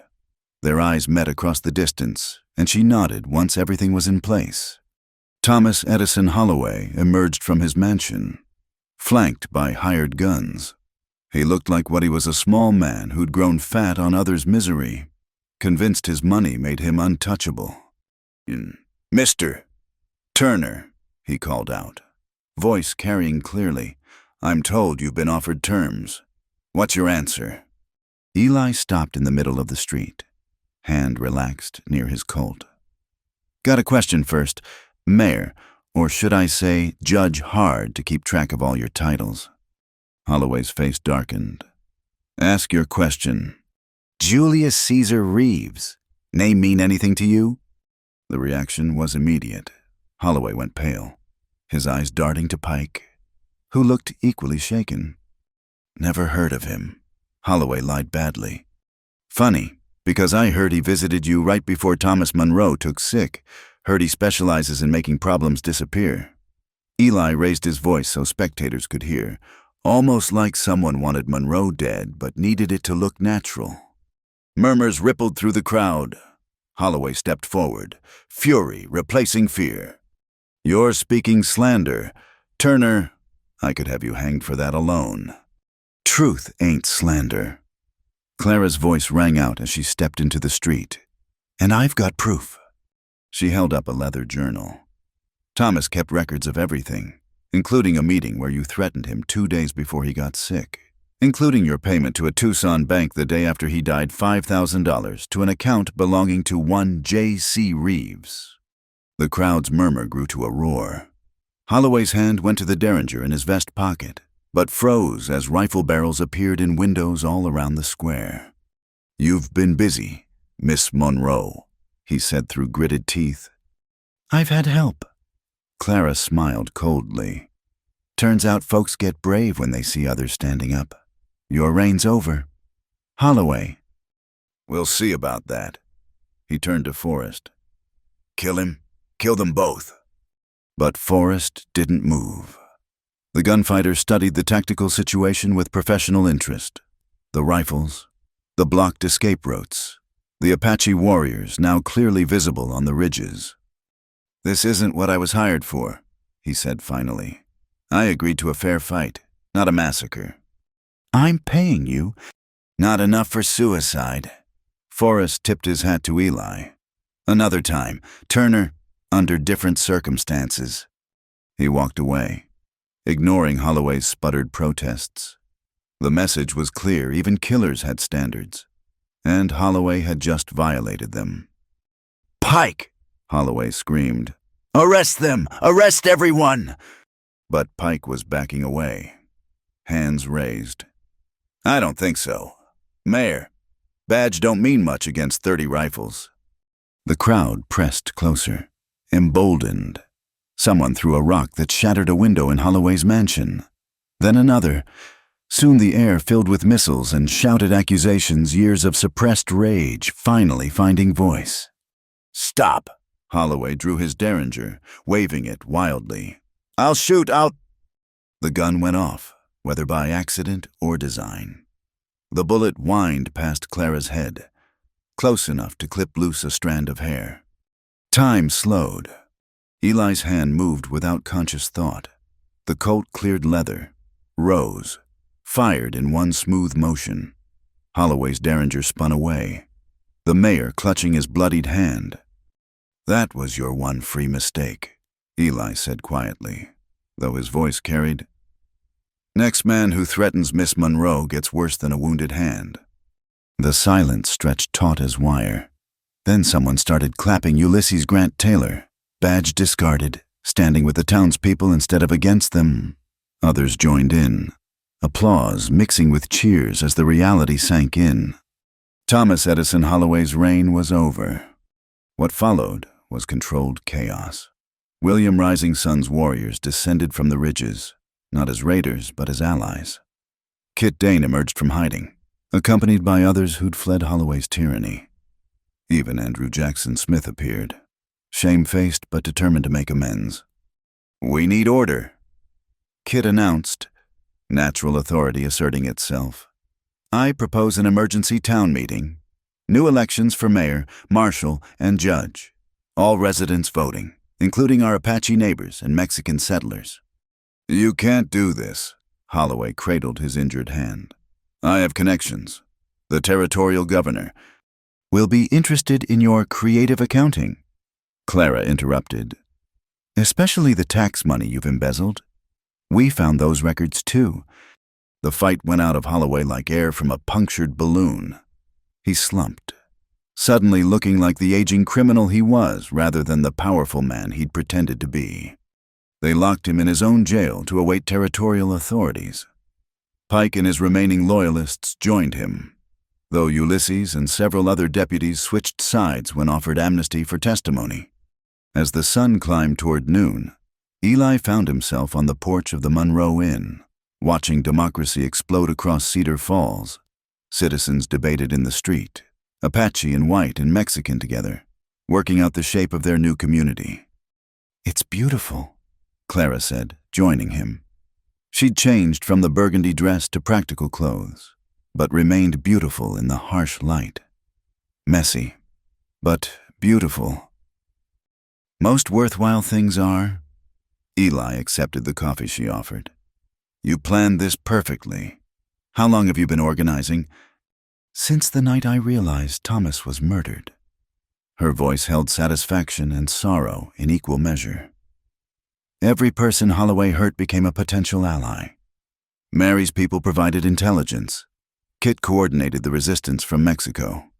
Even Nathan Forrest was a calculated risk. I knew he had a code about fair fights. And me? Clara looked at him directly. "You were unexpected. A wild card that could have ruined everything or made it possible." She smiled. "I'm glad you chose possible." They stood close, awareness crackling between them like heat lightning. But the moment was broken by Mrs. Monroe calling from inside more coffee needed for the impromptu town meeting spilling into the inn. The day passed in a blur of activity. Elections were held by evening, with Kit Dane as mayor, Samuel Morse as judge, and to Eli's surprise himself nominated for marshal.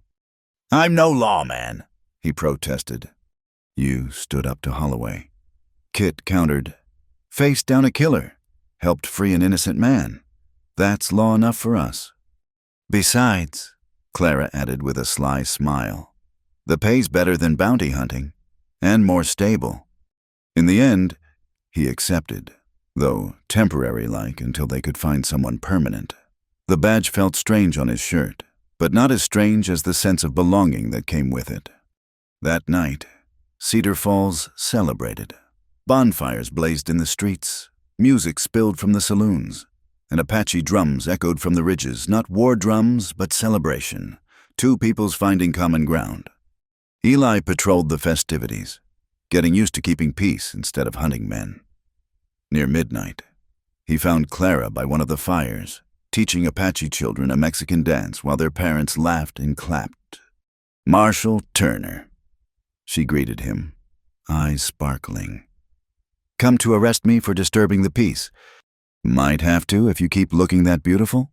It's definitely disturbing something."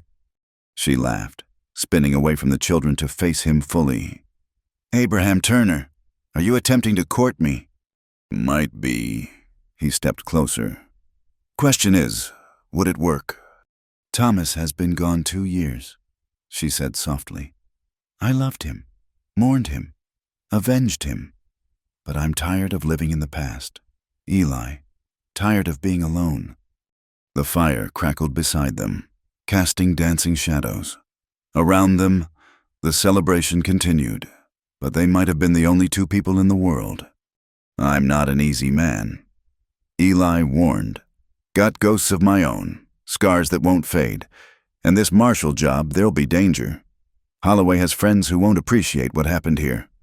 I'm not an easy woman either." Clara moved closer, close enough he could feel her warmth. "I've got Apache friends, a talent for trouble, and no intention of being anyone's proper lady. Still interested." Instead of answering with words, Eli pulled her against him and kissed her. Not gently, this was frontier passion, fierce and honest as the land that shaped them. Clara responded with equal fire, hands fisting in his shirt, giving as good as she got. When they finally broke apart, both breathing hard, the world had shifted on its axis. "Well," Clara said, voice not quite steady, "that's one way to answer." Clara Marshall, young Mary Rising's son, ran up, face flushed with excitement. "William says to come quick. Jefferson Davis Colton, he's at the Butterfield station with 20 men. They're planning to raid the town tomorrow. Rescue Holloway." The spell broke. Eli's hand went to his gun while his mind shifted to tactical planning. 20 men against a disorganized town still celebrating victory. "How long do we have?" he asked Mary. "They'll wait for dawn. Colton likes dramatic entrances. Then we have time to prepare." Eli looked at Clara, saw the same determination in her eyes. Looks like our celebration's ending early. But not our partnership, Clara asked, and there was vulnerability beneath the bravado. Never that. He kissed her again, quick but promising. We've got a town to defend. Miss Monroe, together. She smiled, fierce and beautiful. Together. As they ran to rally the town's defenders, Eli reflected on the strange turns life took. He'd come to Cedar Falls hunting one man for money. Instead, he'd found a cause worth fighting for, a community worth protecting, and a woman worth loving. The old Abraham Turner, the lonely bounty hunter nursing war wounds and whiskey, would have ridden away from such complications. But that man had died somewhere between a jailbreak and a kiss by firelight. In his place stood someone new, Marshal Eli Turner, defender of Cedar Falls, partner to Clara Monroe. The transformation wasn't complete, might never be, but as he organized the town's defense, Clara at his side and unlikely allies at his back, Eli knew he'd found something worth more than any bounty.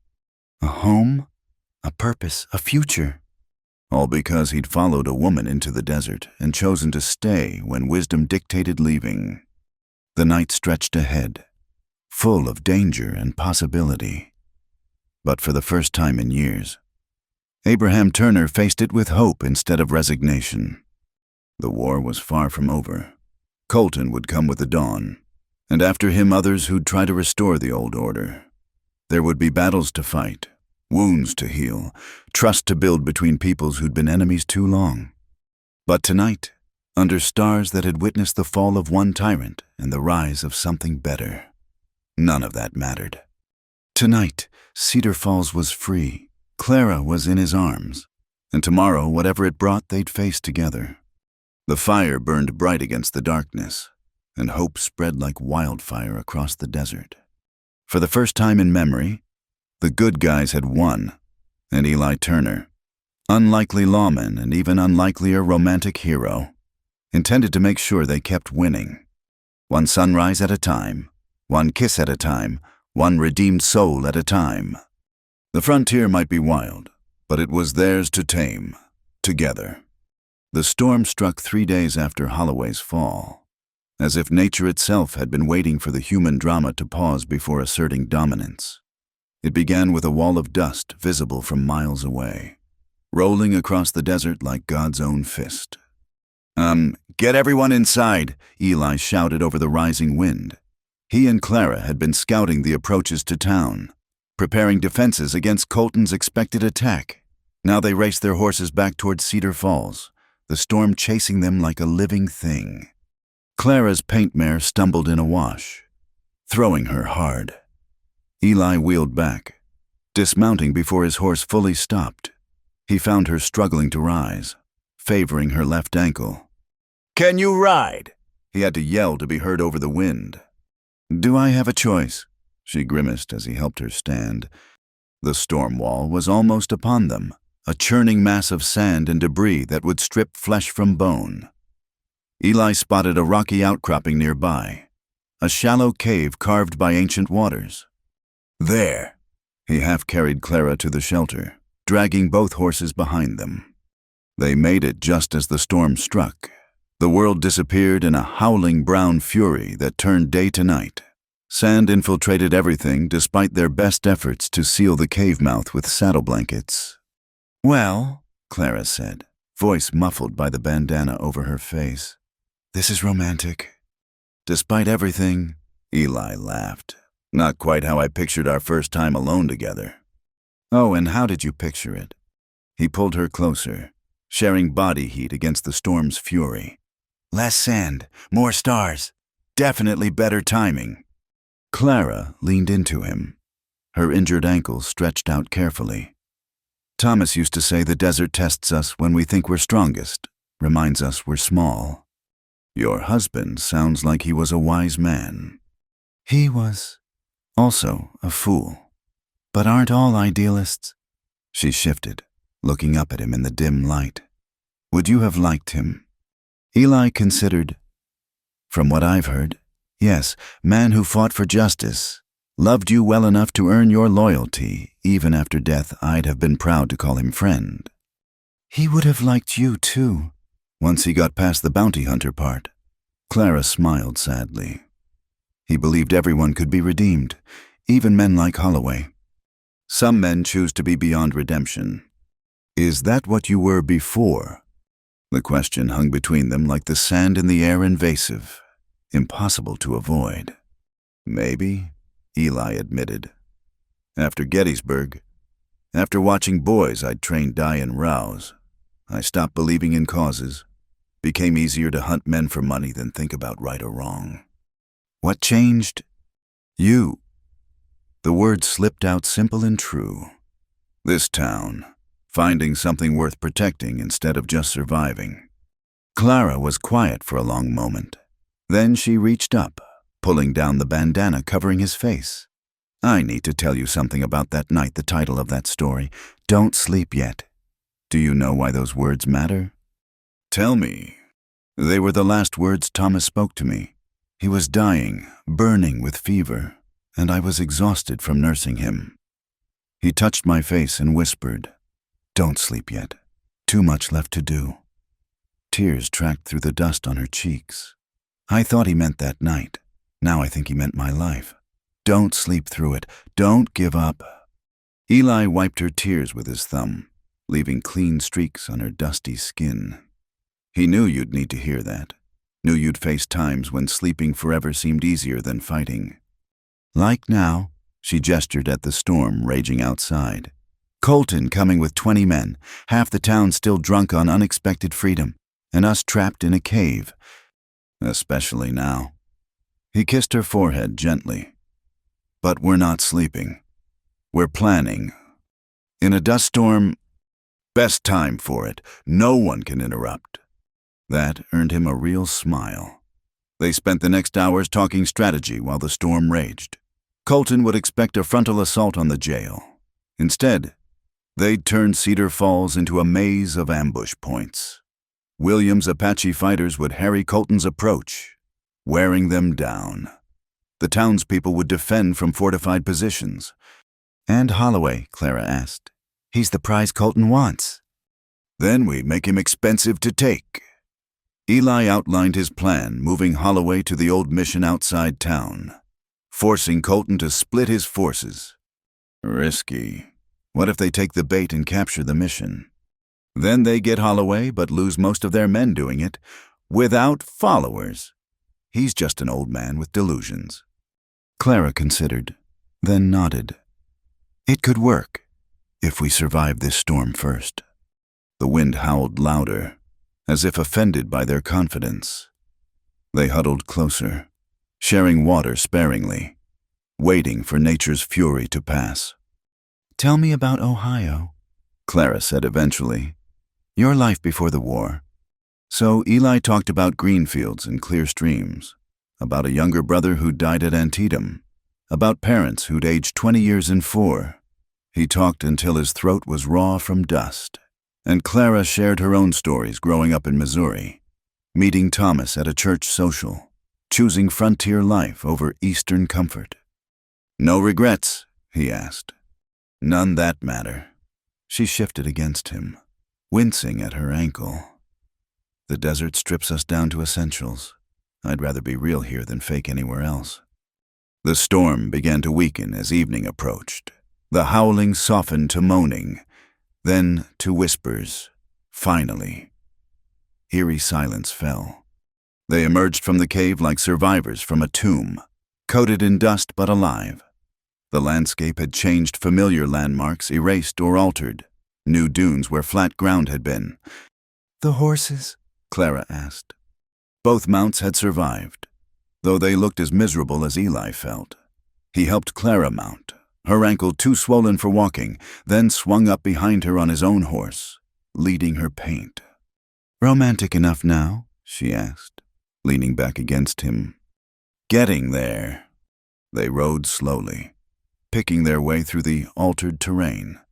As they crested a rise, Cedar Falls came into view, or what was left of it. The storm had torn roofs off, collapsed weaker structures, turned streets into sand rivers. But the town endured. Already, people emerged to assess damage and begin repairs.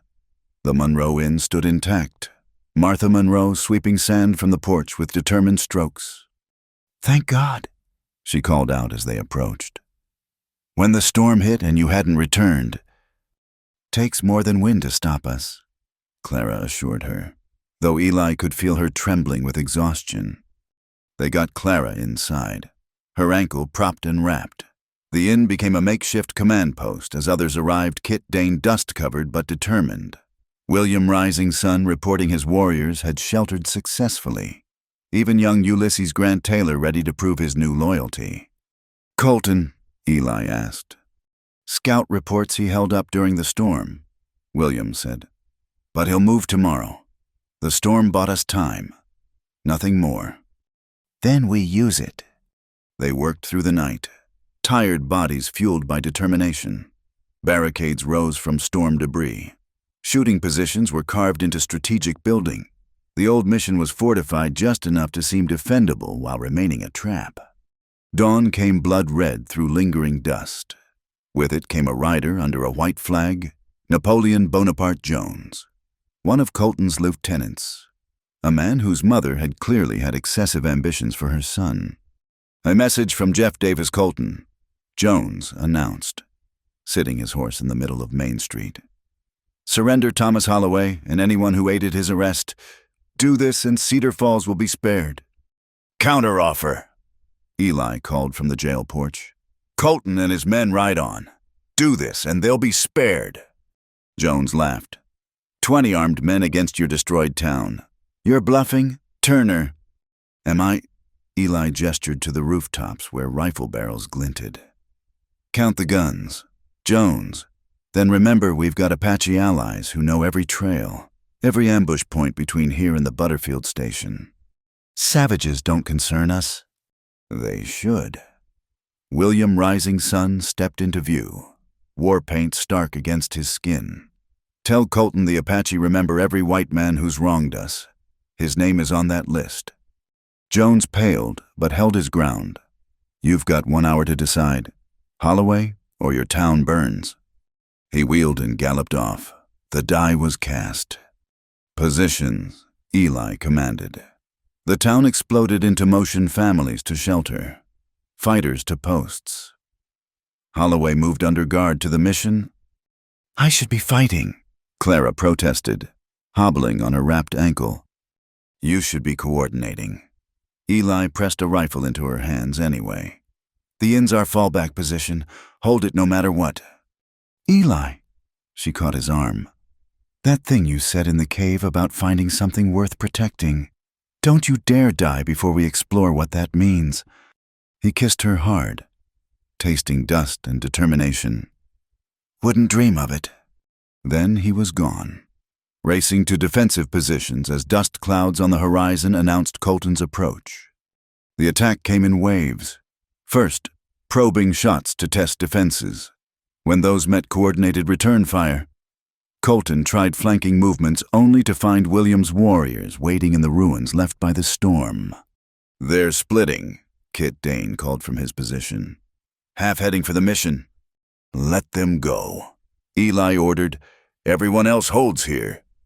The battle intensified. Colton's men were experienced fighters, but they'd expected a cowed town, not organized resistance. The storm-altered terrain worked against them, familiar approaches now death traps. Eli moved between positions, commanding here, fighting there. He dropped 2 men trying to breach the jail, wounded another attempting to flank Kit's position. Around him, Cedar Falls fought for its life. Then came the explosion from the mission the trap springing. Holloway's rescue had led 8 men into a building rigged with black powder, not enough to kill, but sufficient to stun and disorient. "Now!" Eli shouted. The town's defenders surged forward, catching Colton's remaining forces in a crossfire. The outlaws, realizing they'd been outmaneuvered, began falling back. That's when Eli saw him, Jefferson Davis Colton himself, recognizable from wanted posters, trying to rally his men. The bounty hunter in Eli calculated range and wind automatically. But as his finger found the trigger, Clara's words echoed, finding something worth protecting instead of just surviving. He shifted aim, putting a bullet through Colton's shoulder instead of his heart. The outlaw spun and fell, his remaining men scattering like quail. "After them!" someone shouted, but Eli raised a hand. "I'll let them go. We've won!" And they had the attack broken, leaders captured or fled. Cedar Falls still standing despite storm and assault. As the dust settled, literal and figurative townspeople emerged to find themselves victorious. The celebration was subdued this time, tempered by exhaustion and loss. 3 defenders had died, including old Marcus Aurelius Brown, who'd held the livery stable until his heart gave out. They buried him at sunset, Apache and Mexican and Anglo standing together. "He died free," Kit Dane said at the graveside. "Died defending something he believed in. Man can't ask for more." As night fell, Eli found himself back at the Monroe Inn, being doctored for various wounds he'd barely noticed during the fighting.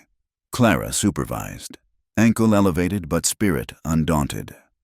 "Colton," she asked as her mother cleaned a bullet graze on his ribs. "Captured. Him and Holloway both await territorial marshals." Eli winced as Martha applied stinging antiseptic. "My bounty hunting days are officially over. Can't collect on men I arrested as a lawman." "Poor you," Clara said with false sympathy. "Guess you're stuck being marshal of a Dust Bowl town full of troublemakers and idealists." "Terrible fate." He caught her hand. "However will I cope?" "I might have ideas." Her smile promised interesting discussions later. Martha Monroe cleared her throat. "If you two are done making eyes at each other, perhaps we could finish before the marshal bleeds on my clean floors."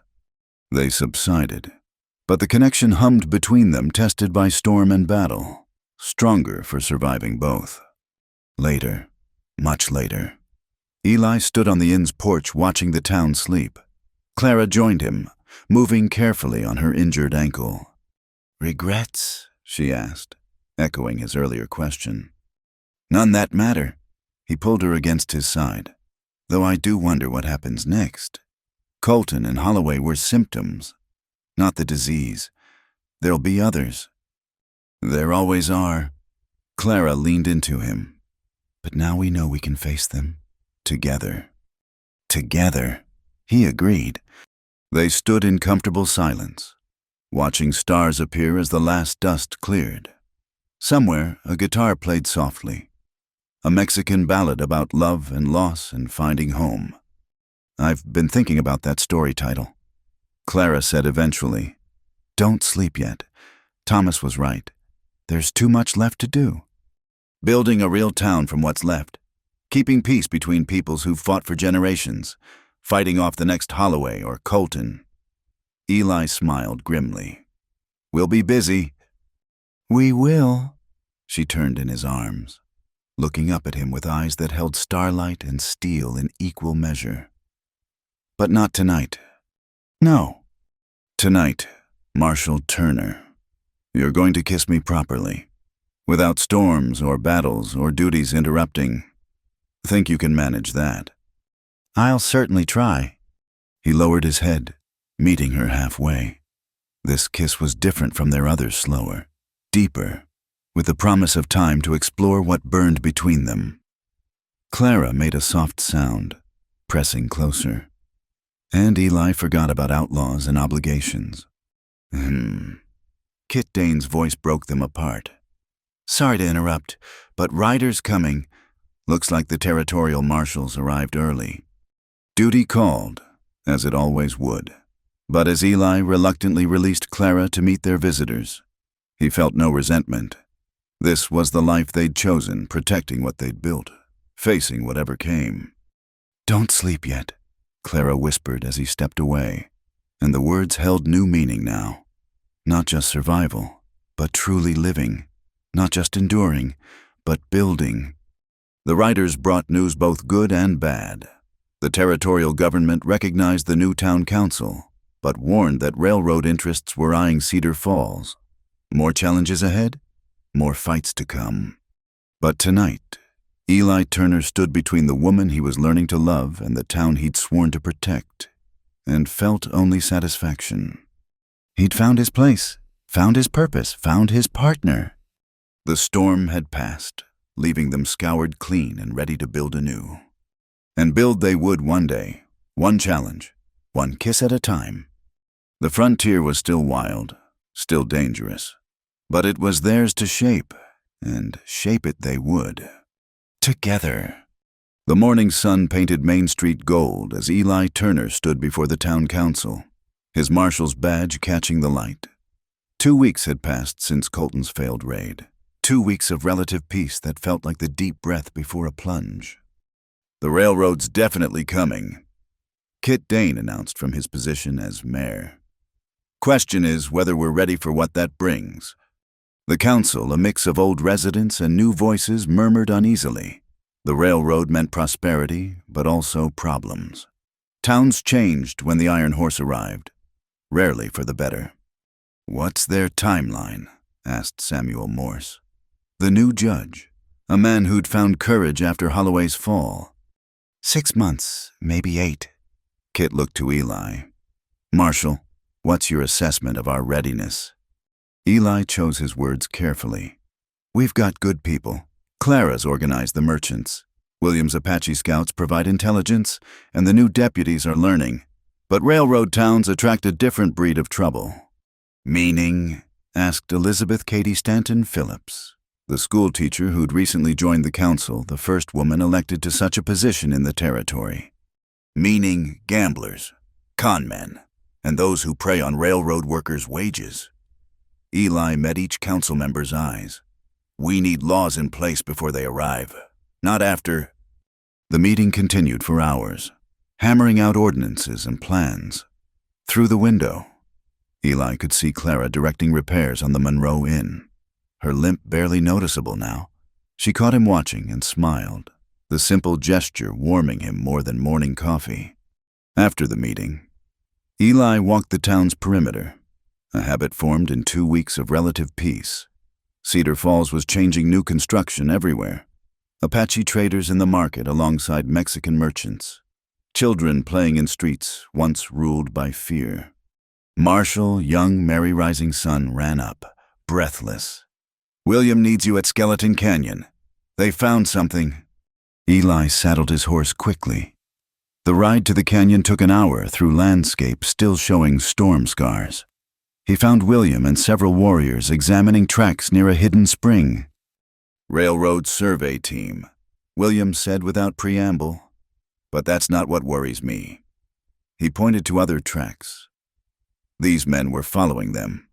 Shod horses moving carefully. Scouts, but not Apache.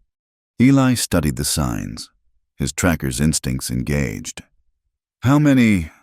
6, maybe 7. Well armed by the weight of their horses. William's face was grim. "There's more. One of my hunters found this." He handed Eli a brass button, military style with an eagle design. But this eagle clutched lightning bolts, not arrows, the symbol of Nathan Bedford Forrest's old mercenary company. "Forrest is back. Or men like him." William gazed toward the horizon. "The railroad brings its own armies. Turner, men who clear the path for progress, no matter who stands in the way." They returned to town separately, Eli's mind churning. If Forrest had signed on with the railroad, if force was their intention, Cedar Falls faced a more sophisticated threat than outlaws or corrupt mayors. He found Clara at the inn, going over ledgers with her mother. One look at his face and she set aside the books. "What's wrong?" He told them about the tracks, the button, the implications. Martha Monroe's face hardened. She'd survived too much to be easily frightened, but Clara went thoughtful. "We need information," she said. "The railroad's plans, who they've hired, what they intend." She looked at Eli. "I could go to Fort Union, ask questions. A woman traveling for supplies raises no suspicion." "No," the word came out sharper than Eli intended. "It's too dangerous if Forrest is involved." "Everything's dangerous. Clara's chin lifted in the way he'd learned meant stubbornness incoming. But we can't fight blind. I'll go, Martha announced, surprising them both. Older woman, recent widow.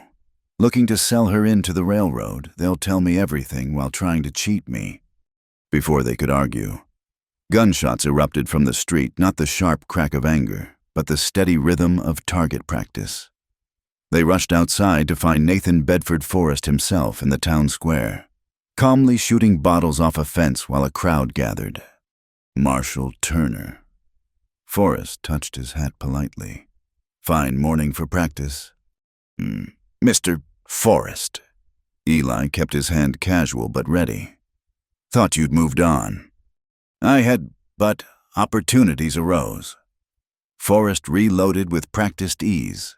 The Atchison, Topeka, and Santa Fe Railroad need security specialists, men who understand frontier realities. And what reality brings you to Cedar Falls? Forrest's smile was winter cold. Survey teams need protection. Towns along the route need preparation for progress. Some adapt easily. Others require encouragement. We don't require anything except honest dealing. Admirable, but the railroads need supersede local preferences. Forrest holstered his weapon smoothly. I'm not here as enemy. Turner, consider me an ambassador. The railroad wants peaceful acquisition of necessary lands. Your cooperation would be appreciated. And if we don't cooperate, then progress finds another path. Forrest's meaning was clear around Cedar Falls or through it. The railroad would come. I'll be staying at the hotel. We should talk more when you've had time to consider. He walked away, leaving Eli standing before a nervous crowd. Questions buzzed like flies, fear spreading as fast as gossip. Meeting at the inn, Eli announced. 1 hour, spread the word. The common room packed full, voices raised in concern and anger. Eli let them vent before calling order.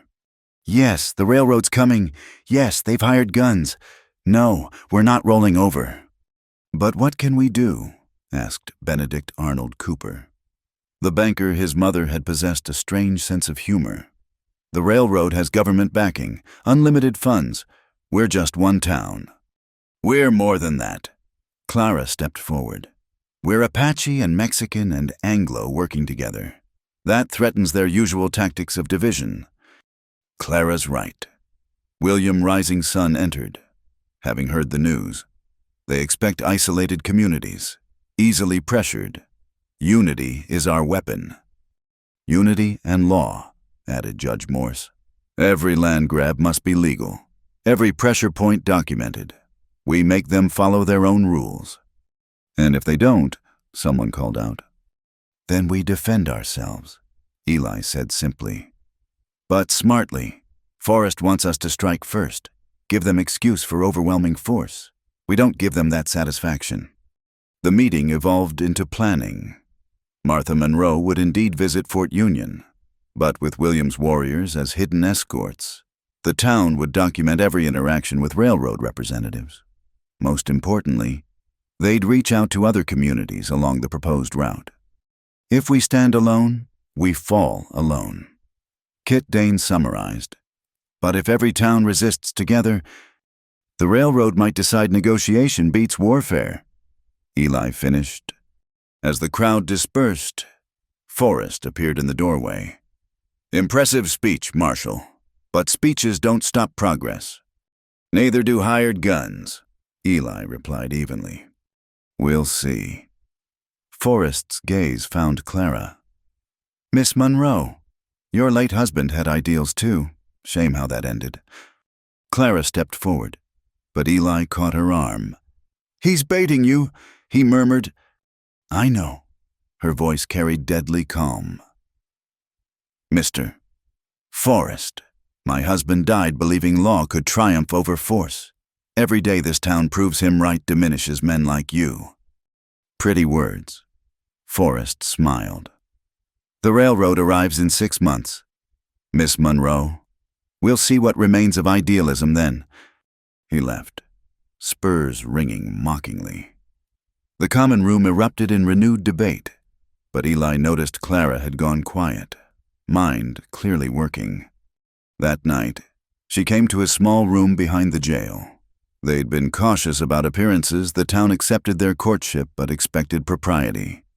Tonight, propriety seemed less important than honesty. "He'll try to break us apart," she said without preamble. "Divide the alliance, turn groups against each other." "I know." Eli pulled her close, feeling tension in her shoulders. "That's why we can't let him." "It's more than that." She looked up at him, moonlight through the window catching her eyes. "Forrest represents everything Thomas stood against might making right, progress at any cost. If we lose to him, we won't." "You can't know that." "I know us." Eli cupped her face gently. "I know you. The woman who organized a revolution, who stood against Holloway, who brings Apache and townspeople together, that woman doesn't lose. The woman who got her husband killed. The old guilt surfaced raw.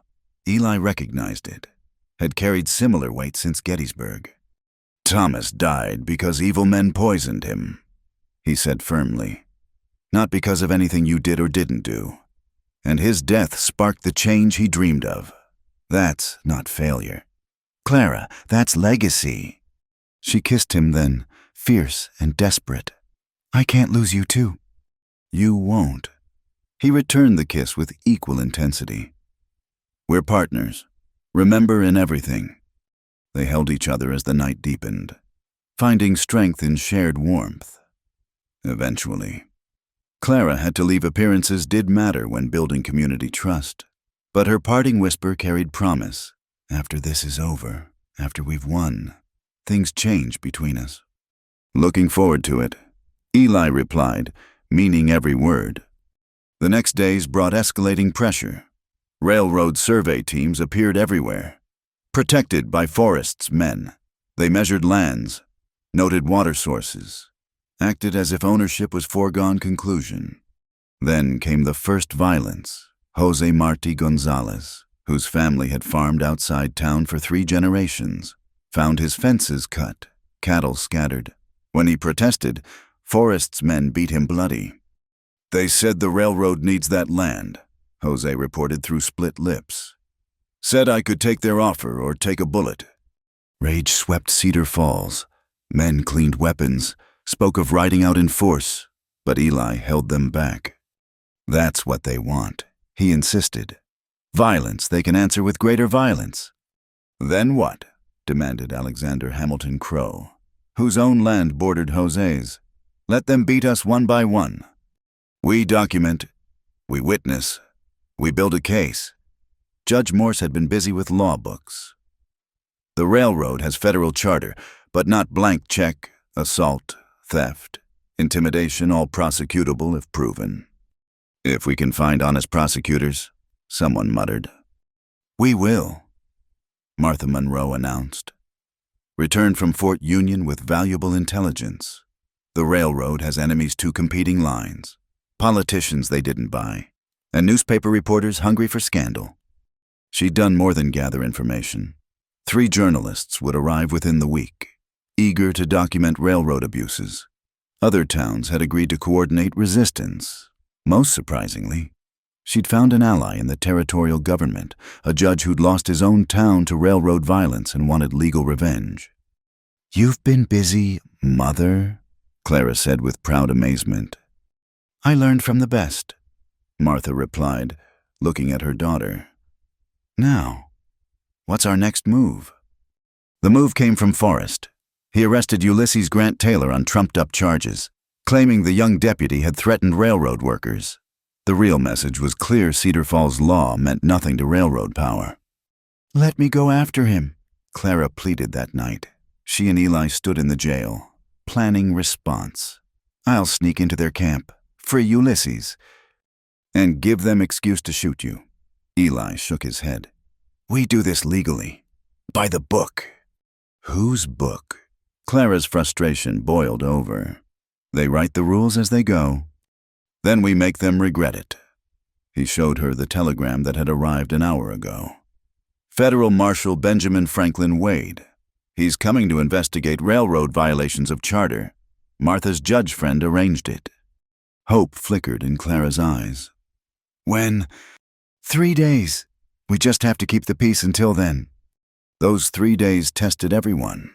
Forrest's men grew bolder, accidentally destroying property, making threats, pushing boundaries. The Apache reported more survey teams on their lands, marking territory supposedly protected by treaty.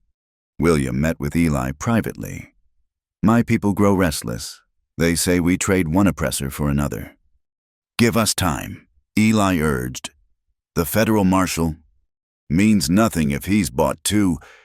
William's face showed the weight of leadership. I hold them back for now. Turner, but if the law fails, we fight our way. The night before Marshal Wade's arrival, Cedar Falls held its collective breath. Eli patrolled empty streets, noting positions where Forrest had posted men. They expected trouble. He found Clara at the cemetery, standing before Thomas Monroe's grave. She'd taken to visiting when stressed, drawing strength from memory. He would have hated this, she said as Eli approached. The waiting, the games. Thomas believed in direct action. Sometimes patience is action. Eli stood beside her, reading the simple headstone, Thomas Monroe, husband, idealist, friend. I've been thinking about after, Clara said quietly.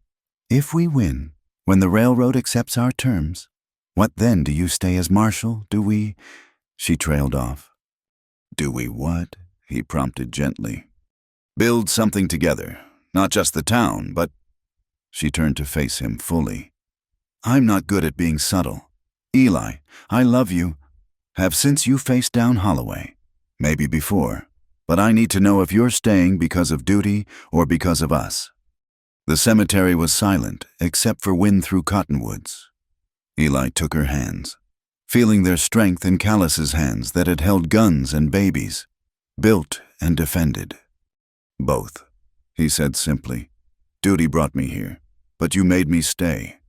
And when this is over, when peace comes, I want to build that life you're talking about, together. Even if peace never quite comes, if there's always another forest, another railroad, especially then. He kissed her softly. Partners face whatever comes. They walked back together, finding the town stirring with nervous energy. Tomorrow would bring either justice or war. That night, Eli didn't sleep. He cleaned weapons, reviewed plans, thought about futures worth fighting for. As dawn approached, a rider appeared, not the federal marshal, but a messenger. Marshal Wade's been delayed. The man reported, railroad bridge mysteriously collapsed. He'll be here in a week, maybe 2. The implications were clear. Forrest had bought time to escalate pressure, break Cedar Falls before federal authority arrived. Gather the council, Eli ordered, and send riders to our allied towns. If the railroad wants to play rough, they'll find we've learned some tricks too. As the sun rose, Nathan Bedford Forrest stood in the street, that cold smile playing on his lips. Heard about the marshal's delay, he called out. Shame. Lots can happen in a week. Yes, Eli agreed, checking his Colt. It can. The showdown was coming, but not as gunfight in the street. This would be a battle of wills. Community against corporation. Ideals against greed. And in that kind of fight, Eli liked their odds. Clara stood beside him. William's warriors visible on the ridges. Townspeople emerging armed but disciplined. Cedar Falls had become something the railroad hadn't expected, unified, determined, dangerous in its righteousness. Your move, Forrest, Clara called out, voice carrying clear and strong. The gunfighter studied them all, perhaps recognizing something he hadn't expected, a town that wouldn't break, couldn't be bought, wouldn't disappear quietly. The real battle for Cedar Falls was about to begin. The week that followed tested Cedar Falls like nothing before. Forrest's men tightened their grip, but the town responded with unexpected resilience. What started as intimidation became a chess match of moves and countermoves. On the third day, Clara organized the women into a supply network. When railroad men blocked the normal trade routes, Apache scouts led merchants through hidden paths. When Forrest's gunmen occupied the main well, citizens dug new ones overnight. "They're adapting too quickly," Eli overheard one of Forrest's men complain. "It's like they know our moves before we make them." They did. Young Mary Rising Sun had proven gifted at intelligence gathering, slipping through shadows to overhear plans. Her information let Cedar Falls stay one step ahead. But the pressure was taking its toll. Eli found himself mediating between increasingly desperate factions. Some wanted to attack Forrest directly. Others spoke of abandoning the town. The alliance that had seemed so strong began showing cracks. "We can't hold much longer," William Rising Sun warned during a midnight meeting. "My warriors grow tired of defense. They remember too many broken promises. Too many times patience led to loss." "One more week," Eli urged. "Marshal Wade will arrive." "If he arrives?" William's expression was stone. "And if he's not bought like the rest?" That same night, Clara made a decision that changed everything. Without telling Eli, she rode out alone to the railroad camp, demanding to speak with whoever commanded Forrest. She found him Cornelius Vanderbilt III, another ambitious mother, clearly. The railroad executive received her in a luxury tent that seemed absurd against the desert backdrop. "Miss Monroe." Vanderbilt studied her over steepled fingers. "The famous revolutionary. You're smaller than reports suggested." "Size isn't everything, Mr. Vanderbilt, as your struggles with our small town demonstrate." His smile was razor thin. "Temporary setbacks. We have resources you can't imagine. And we have something you can't buy, unity of purpose." Clara leaned forward. "But I'm not here to trade threats. I'm here to propose a solution." "I'm listening." "The railroad needs this route. We need our town intact. Work with us, not against us. Fair prices for land, jobs for locals, respect for Apache territories. Everyone prospers." Vanderbilt laughed, a sound like rusted machinery. "You think we care about prosperity for others? The railroad exists to make money. Miss Monroe, your town exists only as long as it serves that purpose. Then we have a problem." "No, you have a problem." He gestured dismissively. "Run along now. Tell your marshal boyfriend his week is wasted. When Wade arrives, if he arrives, he'll find nothing but compliance." Clara stood, dignity intact despite dismissal. "One last thing. Mr. Vanderbilt, you had Julius Caesar Reeves poison my husband. That makes this personal." The executive's face showed brief surprise before returning to arrogance. "Prove it." "I intend to—" She left with Vanderbilt's laughter following. But Clara Monroe had learned patience from the desert. She'd planted seeds that would soon flower. The fourth night brought crisis. Forrest's men set fire to Jose Gonzalez's barn, claiming accident but fooling no one. As citizens rushed to fight the flames, Clara noticed Forrest himself was absent. "Where's Eli?" she asked Martha, sudden dread filling her. "He rode out to check the mission, said something seemed—" Martha's face went white. "It's a trap." Clara didn't hesitate. Grabbing her rifle, she vaulted onto her paint mare and rode hard toward the old mission. Behind her, she heard William shouting orders, warriors mounting to follow. The mission sat silent in moonlight, too silent. Clara's Apache-trained instinct screamed warning. She dismounted out of sight, approaching on foot. Through a broken window, she saw them, Eli tied to a chair, Forrest standing over him with casual menace. Two other gunmen lounged nearby, confident in their ambush. "Nothing personal, Turner," Forrest was saying. "But the railroad needs you gone. Your town will fold without its symbol." "You underestimate them," Eli replied, blood running from a cut on his temple. "Perhaps, but I'll take that chance." Forrest drew his pistol. Any last words? Clara didn't think, just acted. Her rifle spoke once, sending Forrest's gun spinning away.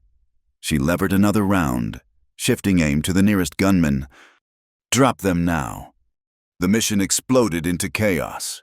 Forrest dove for cover while his men went for their weapons. Clara fired again, wounding one, but the other found shelter behind a pillar. "Clara, get out!" Eli shouted, struggling against his bonds. Instead, she rolled through the doorway, coming up behind the altar. Bullets chipped stone around her as she snapped off another shot. Then the night filled with Apache war cries. William's warriors poured through windows and doors, overwhelming the gunmen before they could react. In moments, it was over. Forrest and his men disarmed. Eli cut free. "You shouldn't have come," Eli said, pulling Clara close despite their audience. "Partners, remember?" She touched the cut on his head gently. "Besides, you're terrible at staying out of trouble alone." William approached with Forrest at gunpoint. "What do we do with him?" "Turn him over to the federal marshal when he arrives." Eli decided. Kidnapping a lawman still means something, even out here. "You think this changes anything?" Forrest's composure had cracked, showing the fury beneath. "The railroad has 100 men like me. You've just made yourselves more expensive to remove. Not impossible." "Maybe," Clara said thoughtfully. "Or maybe we've shown the cost is getting too high." They returned to find Cedar Falls in uproar. The barn fire was out, but tensions ran high. Some citizens wanted to storm the railroad camp immediately. Others feared massive retaliation. "Enough!" Martha Monroe's voice cut through the chaos like a cleaver. "While you're arguing, they're planning. Clara, what did you learn at their camp?" Clara shared her conversation with Vanderbilt, including the slip about Dr. Reeves. Judge Morse's eyes lit up. "That's it," he breathed. "If we can prove Vanderbilt ordered Thomas Monroe's murder, the whole charter could be revoked. Railroad executives aren't above the law when it comes to assassination." "But Reeves is probably dead or disappeared," someone argued. "Maybe not." Mary Rising Sun stepped forward. "There's a man matching his description in Tucson. Goes by Caesar Hippocrates. Now my mother was friends with his nurse." Hope rippled through the crowd. Evidence of murder could change everything, transform their defensive fight into a legal offensive. "I'll go," Clara announced. "I'll find Reeves, get his testimony." "We'll go," Eli corrected. "Partners, remember?" The fifth day dawned with new purpose. While Eli and Clara prepared for Tucson, the town fortified further. The captured Forrest was secured in his own chains, his men under Apache guard. Vanderbilt sent negotiators, offering bribes and threats in equal measure. But Cedar Falls had found its spine. Every offer was refused, every threat documented. "The railroad's getting nervous," Kit Dane observed. "They expected us to break by now." "Good," said Judge Morse. "Nervous men make mistakes." The sixth day brought unexpected allies. 3 towns along the railroad route had heard of Cedar Falls' resistance and sent representatives. If one town could stand against the railroad, perhaps many could. "It's spreading," William told Eli as they prepared to depart. "Other Apache bands, Mexican communities, even Anglo settlements tired of being pushed around. You've started something bigger than one town's fight." "We've started it," Eli corrected. "All of us together." As he and Clara rode out that evening, the town gathered to see them off. In their faces, Eli saw transformation fear replaced by determination, division by unity. "Bring back justice," Martha Monroe called out, "for Thomas and all the others." "We will," Clara promised, her voice carrying the weight of oath. They rode through the night, pushing hard for Tucson. With them rode 2 of William's best warriors. Insurance against railroad interference. "Scared?" Eli asked as they paused to rest the horses. "Terrified," Clara admitted. "Not of danger, but of failing. If we can't find Reeves, if he won't testify, then we find another way." Eli took her hand. The railroad thinks in straight lines, force, money, fear. We think like the desert adaptation, patience, survival. That's our edge. Dawn found them on Tucson's outskirts. The city sprawled larger than Cedar Falls, but their Apache guides knew its secrets. Within hours, they'd located the man calling himself Caesar Hippocrates. He was pathetic, a drunk haunted by his crimes, hands that had healed now shaking with palsy. "I know why you're here," he said when they cornered him in a squalid boarding house. "About Monroe. About all of them." "Then you know we need your testimony," Clara said, fighting to keep rage from her voice. "Testimony," Reeves laughed bitterly. "Against Vanderbilt, I'd be dead before reaching any courthouse." "You're dying anyway," Eli observed, noting the man's yellow eyes and wasted frame. "Question is whether you die with a clear conscience." The argument took hours. Reeves resisted, bargained, wept. But finally, faced with Clara's controlled fury and promise of protection, he agreed. "I'll write it all down," he said. "Names, dates, methods. How Vanderbilt ordered murders disguised as illness. How the railroad clears its path with poison as much as bullets." As Reeves wrote, hands steadying with purpose. Clara stepped outside. Eli found her crying silently, 2 years of grief finally breaking free. "He admitted it," she whispered. "Thomas was murdered. I knew it, but hearing confirmation..." Eli held her as she shook, letting sorrow run its course. When she finally stepped back, her eyes were clear again, grief transformed to resolution. "This ends it," she said. "Not just for Cedar Falls, but for every town in the railroad's path. We expose them all." They left Tucson with more than testimony. Reeves, finding courage in confession, provided documents, telegrams, enough evidence to damn a dozen railroad executives.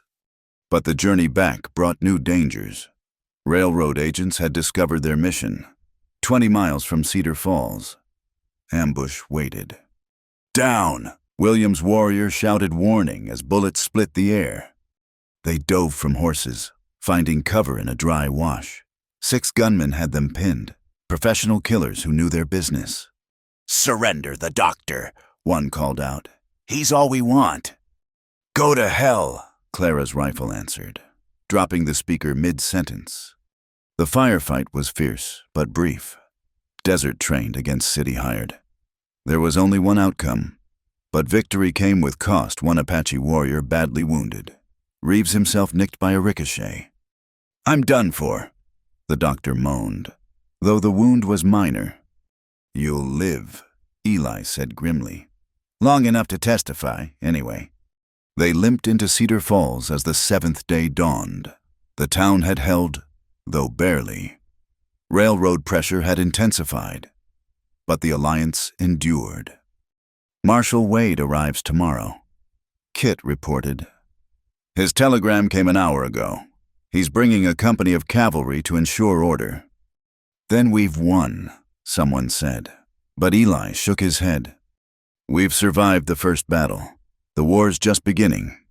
That night, Cedar Falls didn't celebrate. Instead, they prepared. Documents were organized, testimony rehearsed, evidence packaged for federal review. Clara found Eli on the jail porch, watching sunset paint the desert red. "What happens after tomorrow?" she asked, settling beside him. "Wade takes our evidence. Arrests get made. The railroad either negotiates fairly or faces federal intervention." He smiled slightly. "Then we build that life we talked about." "That's simple." "Nothing's ever simple." He pulled her close. "But some things are worth the complexity."